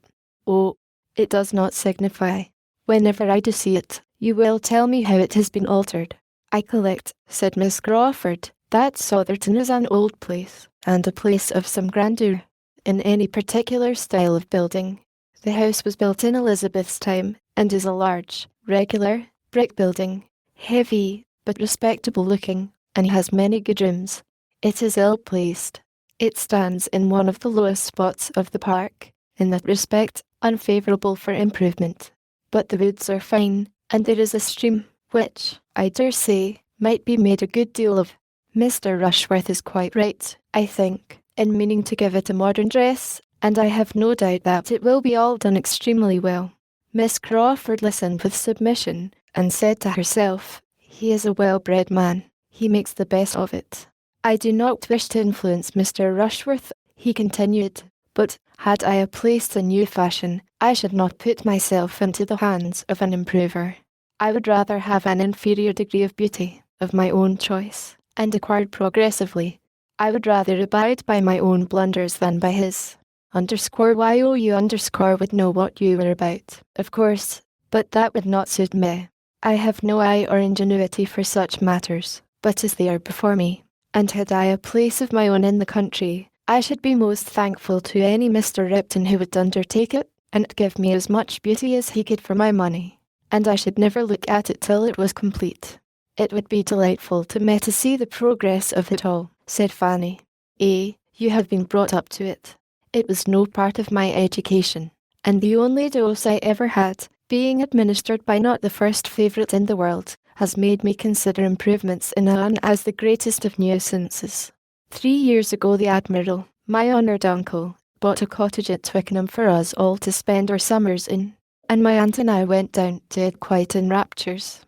But it being excessively pretty, it was soon found necessary to be improved, and for 3 months we were all dirt and confusion, without a gravel walk to step on, or a bench fit for use. I would have everything as complete as possible in the country, shrubberies and flower gardens, and rustic seats innumerable, but it must all be done without my care. Henry is different. He loves to be doing. Edmund was sorry to hear Miss Crawford, whom he was much disposed to admire, speak so freely of her uncle. It did not suit his sense of propriety, and he was silenced, still induced by further smiles and liveliness to put the matter by for the present. "Mr. Bertram," said she, "I have tidings of my harp at last. I am assured that it is safe at Northampton, and that it has probably been these 10 days, in spite of the solemn assurances we have so often received to the contrary." Edmund expressed his pleasure and surprise. "The truth is, that our inquiries were too direct. We sent a servant. We went ourselves. This will not do 70 miles from London, but this morning we heard of it in the right way. It was seen by some farmer, and he told the miller, and the miller told the butcher, and the butcher's son-in-law left word at the shop. I am very glad that you have heard of it, by whatever means, and hope there will be no further delay. I am to have it tomorrow. But how do you think it is to be conveyed? Not by a wagon or cart. Oh no, nothing of that kind could be hired in the village. I might as well have asked for porters and a hand-barrow. You would find it difficult, I dare say, just now, in the middle of a very late hay harvest, to hire a horse and cart. I was astonished to find what a piece of work was made of it. To want a horse and cart in the country seemed impossible, so I told my maid to speak for one directly, and as I cannot look out of my dressing closet without seeing one farmyard, nor walk in the shrubbery without passing another, I thought it would be only ask and have, and was rather grieved that I could not give the advantage to all. Guess my surprise, when I found that I had been asking the most unreasonable, most impossible thing in the world, had offended all the farmers, all the labourers, all the hay in the parish. As for Dr. Grant's bailiff, I believe I had better keep out of his way, and my brother-in-law himself, who is all kindness in general, looked rather black upon me when he found what I had been at. You could not be expected to have thought on the subject before, but when you do think of it, you must see the importance of getting in the grass. The hire of a cart at any time might not be so easy as you suppose, for farmers are not in the habit of letting them out, but, in harvest, it must be quite out of their power to spare a horse. I shall understand all your ways in time, but, coming down with the true London maxim, that everything is to be got with money, I was a little embarrassed at first by the sturdy independence of your country customs. However, I am to have my harp fetched tomorrow. Henry, who is good nature itself, has offered to fetch it in his barouche. Will it not be honourably conveyed?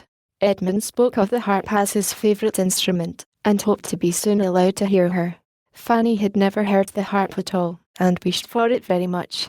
"I shall be most happy to play to you both," said Miss Crawford, "at least as long as you can like to listen. Probably much longer, for I dearly love music myself, and where the natural taste is equal the player must always be best off, for she is gratified in more ways than one. Now, Mr. Bertram, if you write to your brother, I entreat you to tell him that my harp has come. He heard so much of my misery about it. And you may say, if you please, that I shall prepare my most plaintive airs against his return, in compassion to his feelings, as I know his horse will lose. If I write, I will say whatever you wish me, but I do not, at present, foresee any occasion for writing. No, I dare say, nor if he were to be gone a 12-month, would you ever write to him, nor he to you, if it could be helped. The occasion would never be foreseen. What strange creatures brothers are! You would not write to each other but upon the most urgent necessity in the world, and when obliged to take up the pen to say that such a horse is ill, or such a relation dead, it is done in the fewest possible words. You have but one style among you. I know it perfectly. Henry, who is in every other respect exactly what a brother should be, who loves me, consults me, confides in me, and will talk to me by the year together, has never yet turned the page in a letter, and very often it is nothing more than, "Dear Mary, I am just arrived. Bath seems full, and everything as usual. Yours sincerely." That is the true manly style. That is a complete brother's letter.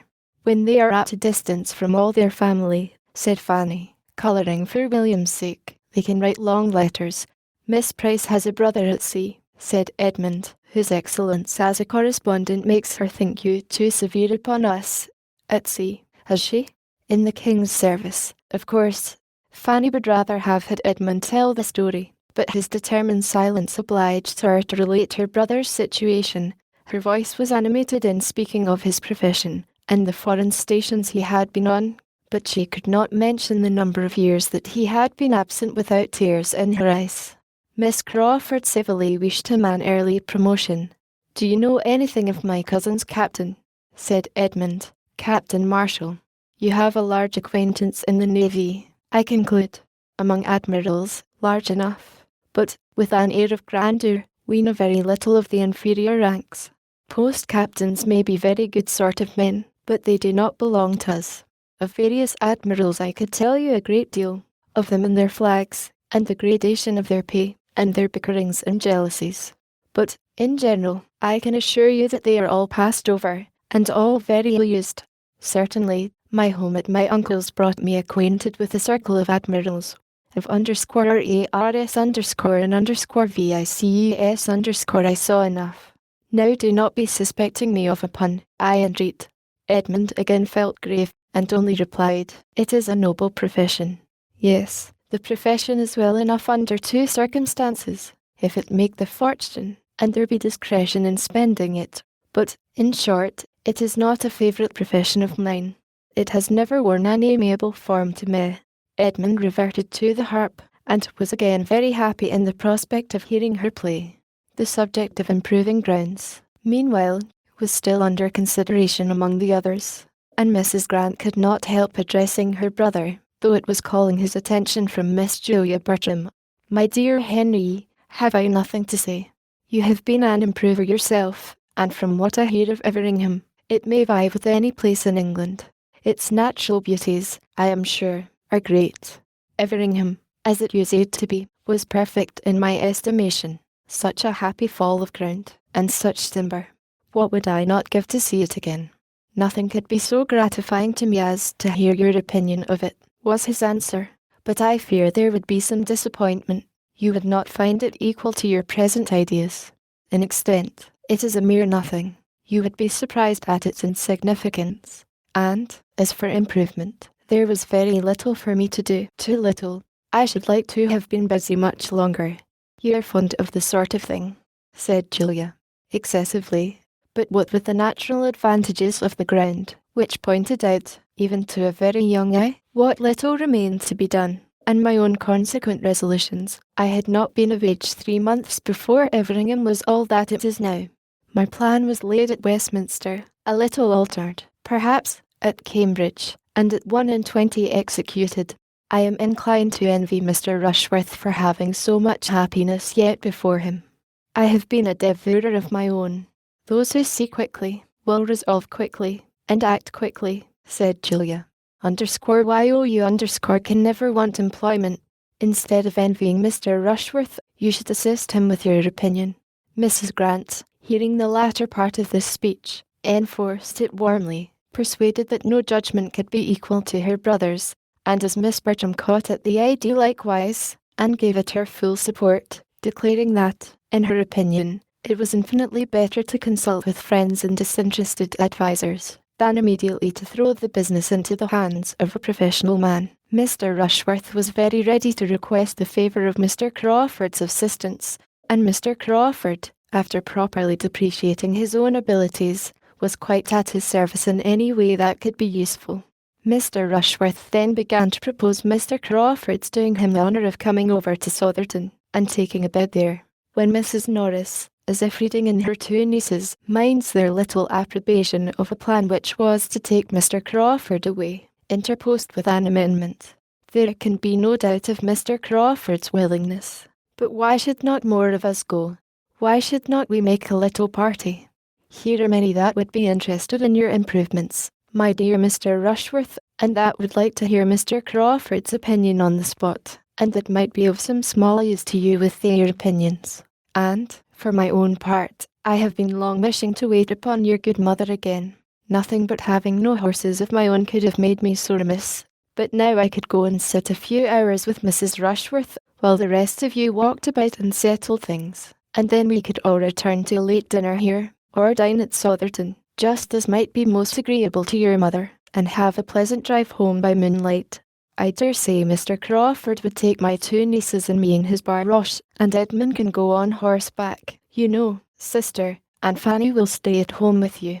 Lady Bertram made no objection, and every one concerned in the going was forward in expressing their ready concurrence, excepting Edmund, who heard it all and said nothing.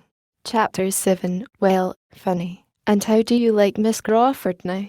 Said Edmund the next day, after thinking some time on the subject himself. How did you like her yesterday? Very well, very much. I like to hear her talk. She entertains me, and she is so extremely pretty that I have great pleasure in looking at her. It is her countenance that is so attractive. She has a wonderful play of feature, but was there nothing in her conversation that struck you, Fanny, as not quite right? Oh yes, she ought not to have spoken of her uncle as she did. I was quite astonished. An uncle with whom she has been living so many years, and who, whatever his faults may be, is so very fond of her brother, treating him, they say, quite like a son. I could not have believed it. I thought you would be struck. It was very wrong, very indecorous, and very ungrateful, I think. Ungrateful is a strong word. I do not know that her uncle has any claim to her gratitude. His wife certainly had, and it is the warmth of her respect for her aunt's memory which misleads her here. She is awkwardly circumstanced. With such warm feelings and lively spirits, it must be difficult to do justice to her affection for Mrs. Crawford, without throwing a shade on the Admiral. I do not pretend to know which was most to blame in their disagreements, though the Admiral's present conduct might incline one to the side of his wife, but it is natural and amiable that Miss Crawford should acquit her aunt entirely. I do not censure her opinions, but there certainly is some propriety in making them public. Do not you think, said Fanny, after a little consideration, that this impropriety is a reflection itself upon Mrs. Crawford, as her niece has been entirely brought up by her? She cannot have given her right notions of what was due to the Admiral. That is a fair remark. Yes, we must suppose the faults of the niece to have been those of the aunt, and it makes one more sensible of the disadvantages she has been under. But I think her present home must do her good. Mrs. Grant's manners are just what they ought to be. She speaks of her brother with a very pleasing affection. Yes, except as to his writing her such short letters. She made me almost laugh, but I cannot rate so very highly the love or good nature of a brother who will not give himself the trouble of writing anything worth reading to his sisters. When they are separated, I am sure William would never have used meso under any circumstances. And what right had she to suppose that I would not write long letters when you were absent? The right of a lively mind, Fanny, seizing whatever may contribute to its own amusement or that of others, perfectly allowable, when untinctured by ill humour or roughness. And there is not a shadow of either in the countenance or manner of Miss Crawford, nothing sharp, or loud, or coarse. She is perfectly feminine, except in the instances we have been speaking of. There she cannot be justified. I am glad you saw it all as I did. Having formed her mind and gained her affections, he had a good chance of her thinking like him, though at this period, and on this subject, there began now to be some danger of dissimilarity, for he was in a line of admiration of Miss Crawford, which might lead him where Fanny could not follow. Miss Crawford's attractions did not lessen. The harp arrived, and rather added to her beauty, wit, and good humour, for she played with the greatest obligingness, with an expression and taste which were peculiarly becoming, and there was something clever to be said at the close of every air. Edmund was at the parsonage every day, to be indulged with his favourite instrument. One morning secured an invitation for the next, for the lady could not be unwilling to have a listener, and everything was soon in a fair train. A young woman, pretty, lively, with the harp as elegant as herself, and both placed near a window, cut down to the ground, and opening on a little lawn, surrounded by shrubs in the rich foliage of summer, was enough to catch any man's heart. The season, the scene, the air, were all favourable to tenderness and sentiment. Mrs. Grant and her timbre frame were not without their youth. It was all in harmony, and as everything will turn to account when love is once set going, even the sandwich tree, and Dr. Grant doing the honours of it, were worth looking at. Without studying the business, however, or knowing what he was about, Edmund was beginning, at the end of a week of such intercourse, to be a good deal in love, and to the credit of the lady it may be added that, without his being a man of the world or an elder brother, without any of the arts of flattery or the gaieties of small talk. He began to be agreeable to her. She felt it to be so, though she had not foreseen, and could hardly understand it, for he was not pleasant by any common rule. He talked no nonsense. He paid no compliments. His opinions were unbending, his attentions tranquil and simple. There was a charm, perhaps, in his sincerity, his steadiness, his integrity, which Miss Crawford might be equal to feel, though not equal to discuss with herself. She did not think very much about it, however. He pleased her for the present. She liked to have him near her. It was enough. Fanny could not wonder that Edmund was at the parsonage every morning. She would gladly have been there too. Might she have gone in uninvited and unnoticed, to hear the harp? Neither could she wonder that, when the evening stroll was over, and the two families parted again, he should think it right to attend Mrs. Grant and her sister to their home, while Mr. Crawford was devoted to the ladies of the park. But she thought it a very bad exchange, and if Edmund were not there to mix the wine and water for her, would rather go without it than not. She was a little surprised that he could spend so many hours with Miss Crawford, and not see more of the sort of fault which he had already observed, and of which she was almost always reminded by something of the same nature whenever she was in her company. But so it was.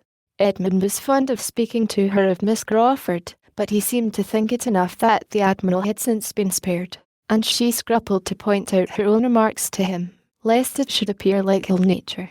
The first actual pain which Miss Crawford occasioned her was the consequence of an inclination to learn to ride, which the former caught, soon after her being settled at Mansfield, from the example of the young ladies at the park, and which, when Edmund's acquaintance with her increased, led to his encouraging the wish, and the offer of his own quiet mare for the purpose of her first attempts, as the best fitted for a beginner that either stable could furnish. No pain, no injury, however, was designed by him to his cousin in this offer. She was not to lose the day's exercise by it. The mare was only to be taken down to the parsonage half an hour before her ride were to begin, and Fanny, on its being first proposed, so far from feeling slighted, was almost overpowered with gratitude that he should be asking her leave for it. Miss Crawford made her first essay with great credit to herself, and no inconvenience to Fanny. Edmund, who had taken down the mare and presided at the whole, returned with it in excellent time, before either Fanny or the steady old coachman, who always attended her when she rode without her cousins, were ready to set forward. The second day's trial was not so guiltless. Miss Crawford's enjoyment of riding was such that she did not know how to leave off. Active and fearless, and though rather small, strongly made, she seemed formed for a horsewoman, and to the pure genuine pleasure of the exercise. Something was probably added in Edmund's attendance and instructions, and something more in the conviction of very much surpassing her sex in general by her early progress, to make her unwilling to dismount. Fanny was ready and waiting, and Mrs. Norris was beginning to scold her for not being gone, and still no horse was announced, no Edmund appeared. To avoid her aunt, and look for him, she went out. The houses, though scarcely half a mile apart, were not within sight of each other, but, by walking 50 yards from the hall door, she could look down the park, and command a view of the parsonage in all its dimensions, gently rising beyond the village road, and in Dr. Grant's meadow she immediately saw the group, Edmund and Miss Crawford both on horseback, riding side by side, Dr. and Mrs. Grant, and Mr. Crawford, with 2 or 3 grooms, standing about and looking on. A happy party it appeared to her, all interested in one object, cheerful beyond a doubt, for the sound of merriment ascended even to her. It was a sound which did not make her cheerful. She wondered that Edmund should forget her, and felt a pang. She could not turn her eyes from the meadow. She could not help watching all that passed. At first Miss Crawford and her companion made the circuit of the field, which was not small, at a foot's pace. Then, at her apparent suggestion, they rose into a canter, and to Fanny's timid nature it was most astonishing to see how well she sat. After a few minutes they stopped entirely. Edmund was close to her. He was speaking to her. He was evidently directing her management of the bridle. He had hold of her hand. She saw it, or the imagination supplied what the eye could not reach. She must not wonder at all this. What could be more natural than that Edmund should be making himself useful, and proving his good nature by anyone. She could not but think, indeed, that Mr. Crawford might as well have saved him the trouble, that it would have been particularly proper and becoming in a brother to have done it himself. But Mr. Crawford, with all his boasted good nature, and all his coachmanship, probably knew nothing of the matter, and had no active kindness in comparison of Edmund. She began to think it rather hard upon the mare to have such double duty. If she were forgotten, the poor mare should be remembered. Her feelings for one and the other were soon a little tranquillised by seeing the party in the meadow disperse, and Miss Crawford still on horseback, but attended by Edmund on foot, pass through a gate into the lane, and so into the park, and make towards the spot where she stood.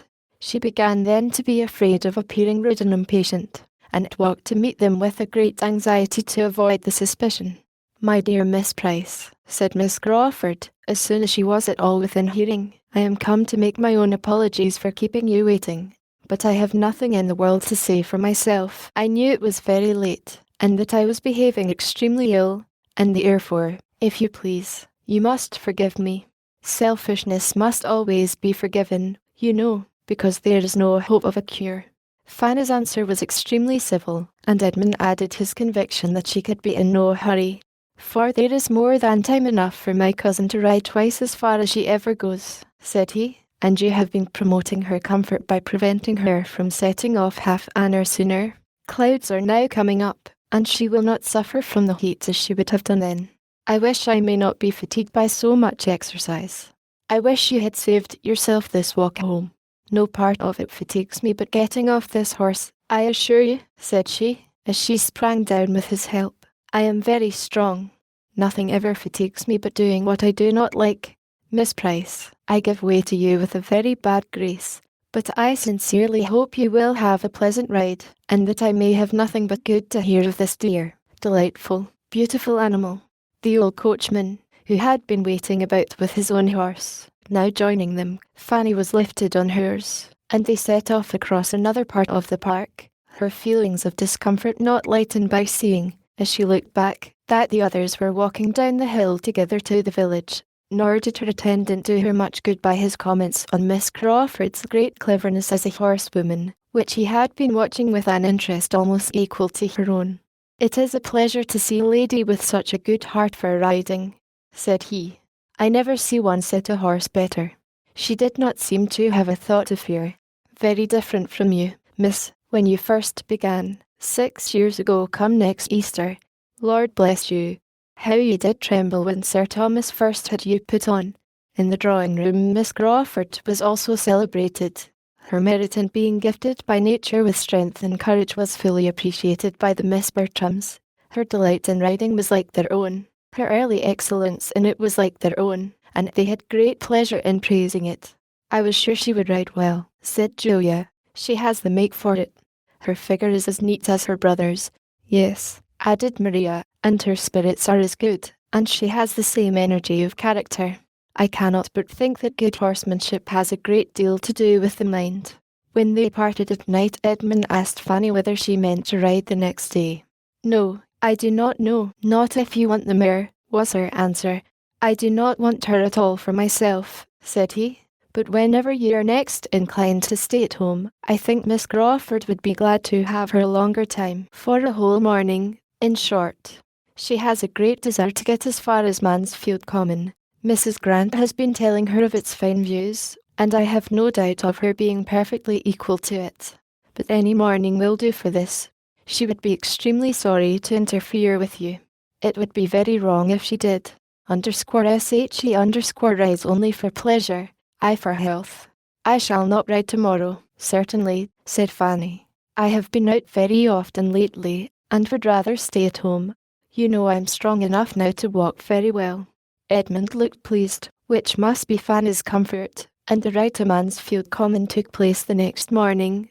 The party included all the young people but herself, and was much enjoyed at the time, and doubly enjoyed again in the evening discussion. A successful scheme of this sort generally brings on another, and the having been to Mansfield Common disposed them all for going somewhere else the day after. There were many other views to be seen, and though the weather was hot, there were shady lanes wherever they wanted to go. A young party is always provided with a shady lane. 4 fine mornings successively were spent in this manner, in showing the Crawfords the country, and doing the honours of its finest spots. Everything answered.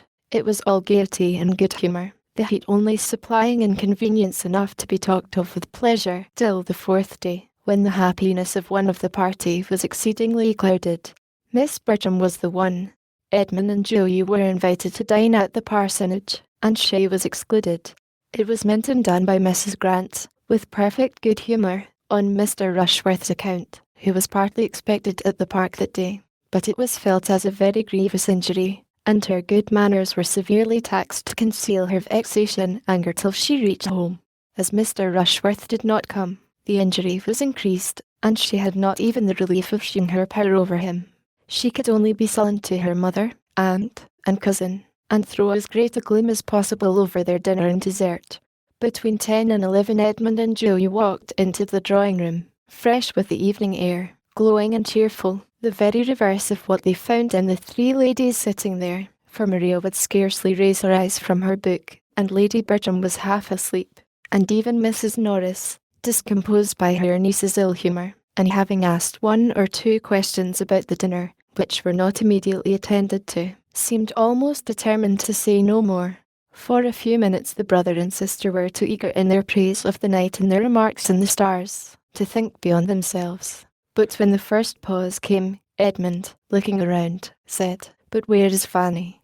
Is she gone to bed?" "No, not that I know of," replied Mrs. Norris. "She was here a moment ago." Her own gentle voice, speaking from the other end of the room, which was a very long one, told them that she was on the sofa. Mrs. Norris began scolding. "That is a very foolish trick, Fanny, to be idling away all the evening upon the sofa. Why cannot you come and sit here, and employ yourself as we do?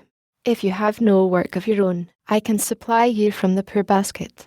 There is all the new calico, that was bought last week, not touched yet.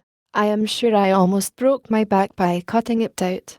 You should learn to think of other people, and, take my word for it, it is a shocking trick for a young person to be always lolling upon the sofa."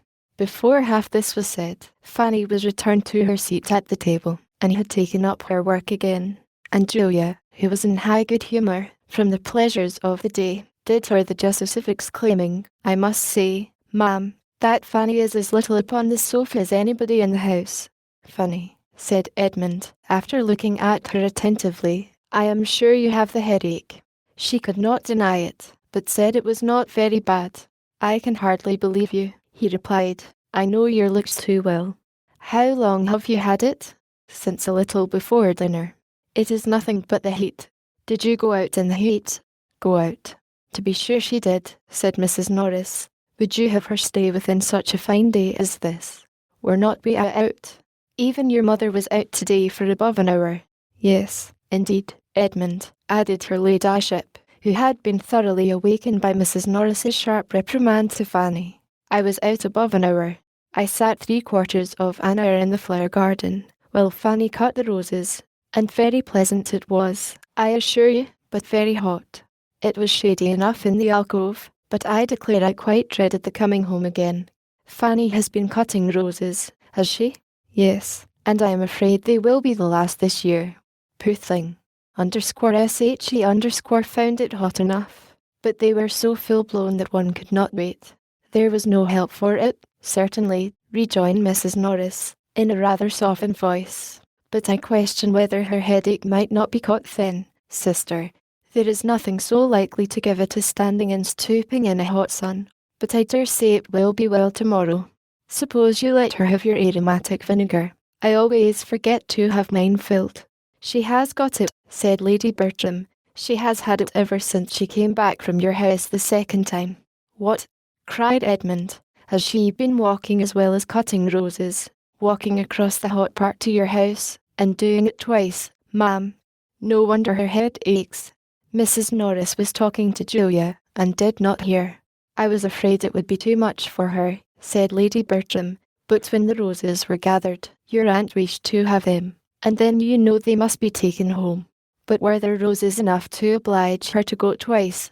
"No, but they were to be put into the spare room to dry. and, unluckily, Fanny forgot to lock the door of the room and bring away the key, so she was obliged to go again. Edmund got up and walked about the room, saying, "And could nobody be employed on such an errand but Fanny? Upon my word, ma'am, it has been a very ill-managed business. I am sure I do not know how it was to have been done better," cried Mrs. Norris, unable to be longer deaf, "unless I had gone myself, indeed. But I cannot be in two places at once, and I was talking to Mr. Green at that very time about your mother's airy maid, by her desire, and he had promised John Grimm to write to Mrs. Jeffreys about his son, and the poor fellow was waiting for me half an hour. I think nobody can justly accuse me of sparing myself upon any occasion, but really I cannot do everything at once. And as for Fanny's just stepping down to my house for me, it is not much above a quarter of a mile. I cannot think I was unreasonable to ask it.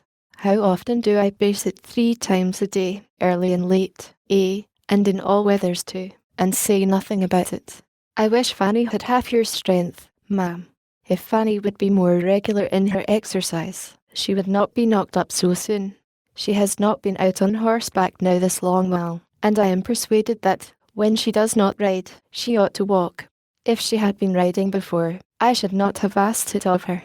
But I thought it would rather do her good after being stooping among the roses, for there is nothing so refreshing as a walk after a fatigue of that kind, and though the sun was strong, it was not so very hot. Between ourselves, Edmund, nodding significantly at his mother, it was cutting the roses, and dawdling about in the flower garden, that did the mischief. I am afraid it was, indeed, said the more candid Lady Bertram, who had overheard her. I am very much afraid she caught the headache there, for the heat was enough to kill anybody. It was as much as I could bear myself. Sitting and calling to Pug, and trying to keep him from the flower beds, was almost too much for me.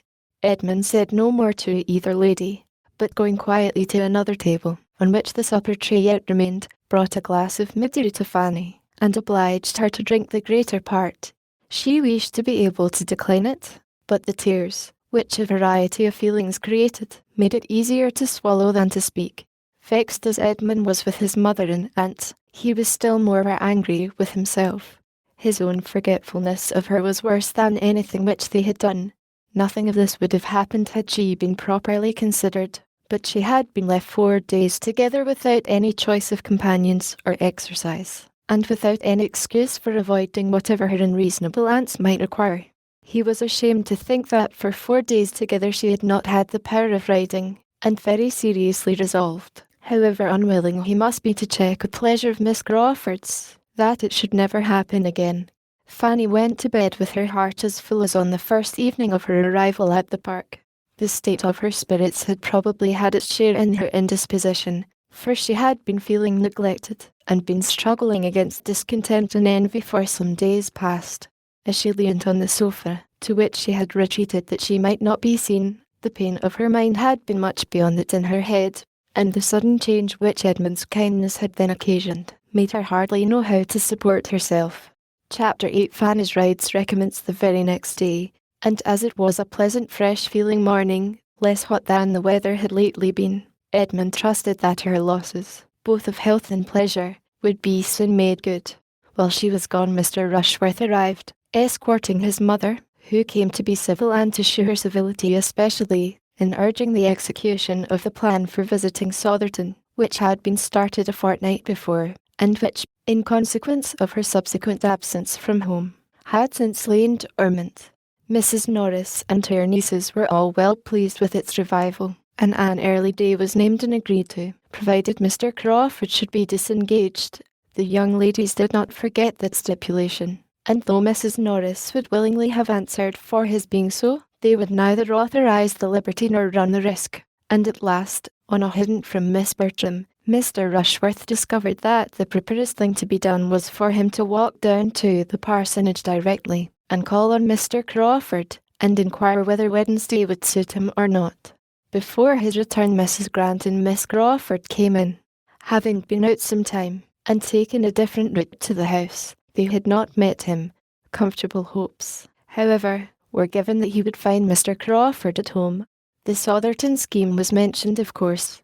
It was hardly possible, indeed, that anything else should be talked of, for Mrs. Norris was in high spirits about it, and Mrs. Rushworth, a well-meaning, civil, prosing, pompous woman, who thought nothing of consequence, but as it related to her own and her son's concerns, had not yet given over pressing Lady Bertram to be of the party. Lady Bertram constantly declined it, but her placid manner of refusal made Mrs. Rushworth still think she wished to come. Still Mrs. Norris's more numerous words and louder tone convinced her of the truth. The fatigue would be too much for my sister, a great deal too much, I assure you, my dear Mrs. Rushworth. 10 miles there, and 10 back, you know. You must excuse my sister on this occasion, and accept over to dear girls and myself without her. Sotherton is the only place that could give her a wish to go so far, but it cannot be, indeed. She will have a companion in Fanny Price, you know, so it will all do very well. And as for Edmund, as he is not here to speak for himself, I will answer for his being most happy to join the party. He can go on horseback, you know. Mrs. Rushworth, being obliged to yield to Lady Bertram's staying at home, could only be sorry.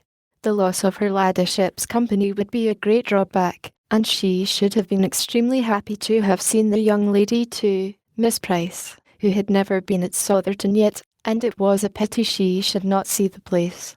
You're very kind, you're all kindness, my dear madam, cried Mrs. Norris. But as to Fanny, she will have opportunities and plenty of seeing Sotherton. She has time enough before her, and her going now is quite out of the question. Lady Bertram could not possibly spare her.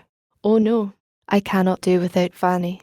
Mrs. Rushworth proceeded next, under the conviction that everybody must be wanting to see Sotherton, to include Miss Crawford in the invitation, and though Mrs. Grant, who had not been at the trouble of visiting Mrs. Rushworth on her coming into the neighbourhood, civilly declined it on her own account, she was glad to secure any pleasure for her sister, and Mary, properly pressed and persuaded, was not long in accepting her share of the civility. Mr. Rushworth came back from the parsonage successful, and Edmund made his appearance just in time to learn what had been settled for Wednesday, to attend Mrs. Rushworth to her carriage, and walk halfway down the park with the 2 other ladies. On his return to the breakfast room, he found Mrs. Norris trying to make up her mind as to whether Miss Crawford's being of the party were desirable or not, or whether her brother's barouche would not be full without her. The Miss Bertrams laughed at the idea, assuring her that the barouche would hold 4 perfectly well, independent of the box, on which Ona might go with him. But why is it necessary, said Edmund, that Crawford's carriage, or his only, should be employed? Why is no use to be made of my mother's chaise? I could not, when the scheme was first mentioned the other day, understand why a visit from the family were not to be made in the carriage of the family. What? Cried Julia. Go boxed up 3 in a posts in this weather, when we may have seats in a barouche? No, my dear Edmund, that will not quite do. Besides, said Maria, I know that Mr. Crawford depends upon taking us. After what passed at first, he would claim it as a promise. And, my dear Edmund, added Mrs. Norris, taking out 2 carriages when only will do, would be trouble for nothing. And, between ourselves, Coachman is not very fond of the roads between this and Sotherton. He always complains bitterly of the narrow lanes scratching his carriage, and you know one should not like to have dear Sir Thomas, when he comes home, find all the varnish scratched off. That would not be a very handsome reason for using Mr. Crawford's, said Maria. But the truth is, that Wilcox is a stupid old fellow, and does not know how to drive. I will answer for it that we shall find no inconvenience from narrow roads on Wednesday. There is no hardship, I suppose, nothing unpleasant, said Edmund, in going on the barouche box. Unpleasant, cried Maria. Oh dear. I believe it would be generally thought the favourite seat. There can be no comparison as to one's view of the country. Probably Miss Crawford will choose the barouche box herself. There can be no objection, then, to Fanny's going with you. There can be no doubt of your having room for her. Fanny, repeated Mrs. Norris. My dear Edmund, there is no idea of her going with us. She stays with her aunt. I told Mrs. Rushworth so. She is not expected. You can have no reason, I imagine, madam, said he, addressing his mother, for wishing Fanny not to be of the party. but as it relates to yourself, to your own comfort. If you could do without her, you would not wish to keep her at home. To be sure not, but I cannot do without her. You can, if I stay at home with you, as I mean to do. There was a general cry out to this. Yes, he continued, there is no necessity for my going, and I mean to stay at home. Fanny has a great desire to see Southerton. I know she wishes it very much. She has not often a gratification of the kind, and I am sure, ma'am, you would be glad to give her the pleasure now. Oh yes, very glad, if your aunt sees no objection. Mrs. Norris was very ready with the only objection which could remain, their having positively assured Mrs. Rushworth that Fanny could not go, and the very strange appearance there would consequently be in taking her, which seemed to her a difficulty quite impossible to be got over. It must have the strangest appearance. It would be something so very unceremonious, so bordering on disrespect for Mrs. Rushworth, whose own manners were such a pattern of good breeding and attention, that she really did not feel equal to it. Mrs. Norris had no affection for Fanny, and no wish of procuring her pleasure at any time, but her opposition to Edmund now arose more from partiality for her own scheme, because it was her own, than from anything else. She felt that she had arranged everything extremely well, and that any alteration must be for the worse. When Edmund, therefore, told her in reply, as he did when she would give him the hearing, that she need not distress herself on Mrs. Rushworth's account, because he had taken the opportunity, as he walked with her through the hall, of mentioning Miss Price as one who would probably be of the party, and he had directly received a very sufficient invitation for his cousin, Mrs. Norris was too much vexed to submit with a very good grace, and would only say, very well, just as you choose, settle it your own way. I am sure I do not care about it. It seems very odd, said Maria, that you should be staying at home instead of Fanny. I am sure she ought to be very much obliged to you, added Julia, hastily leaving the room as she spoke, from a consciousness that she ought to offer to stay at home herself. Fanny will feel quite as grateful as the occasion requires, was Edmund's only reply, and the subject dropped. Fanny's gratitude, when she heard the plan, was, in fact, much greater than her pleasure. She felt Edmund's kindness withal, and more than all, the sensibility which he, unsuspicious of her fond attachment, could be aware of, but that he should forego any enjoyment on her account gave her pain, and her own satisfaction in seeing Southerton would be nothing without him. The next meeting of the two Mansfield families produced another alteration in the plan, and one that was admitted with general approbation. Mrs. Grant offered herself as companion for the day to Lady Bertram in lieu of her son, and Dr. Grant was to join them at dinner. Lady Bertram was very well pleased to have it so, and the young ladies were in spirits again. Even Edmund was very thankful for an arrangement which restored him to his share of the party, and Mrs. Norris thought it an excellent plan, and had it at her tongue's end,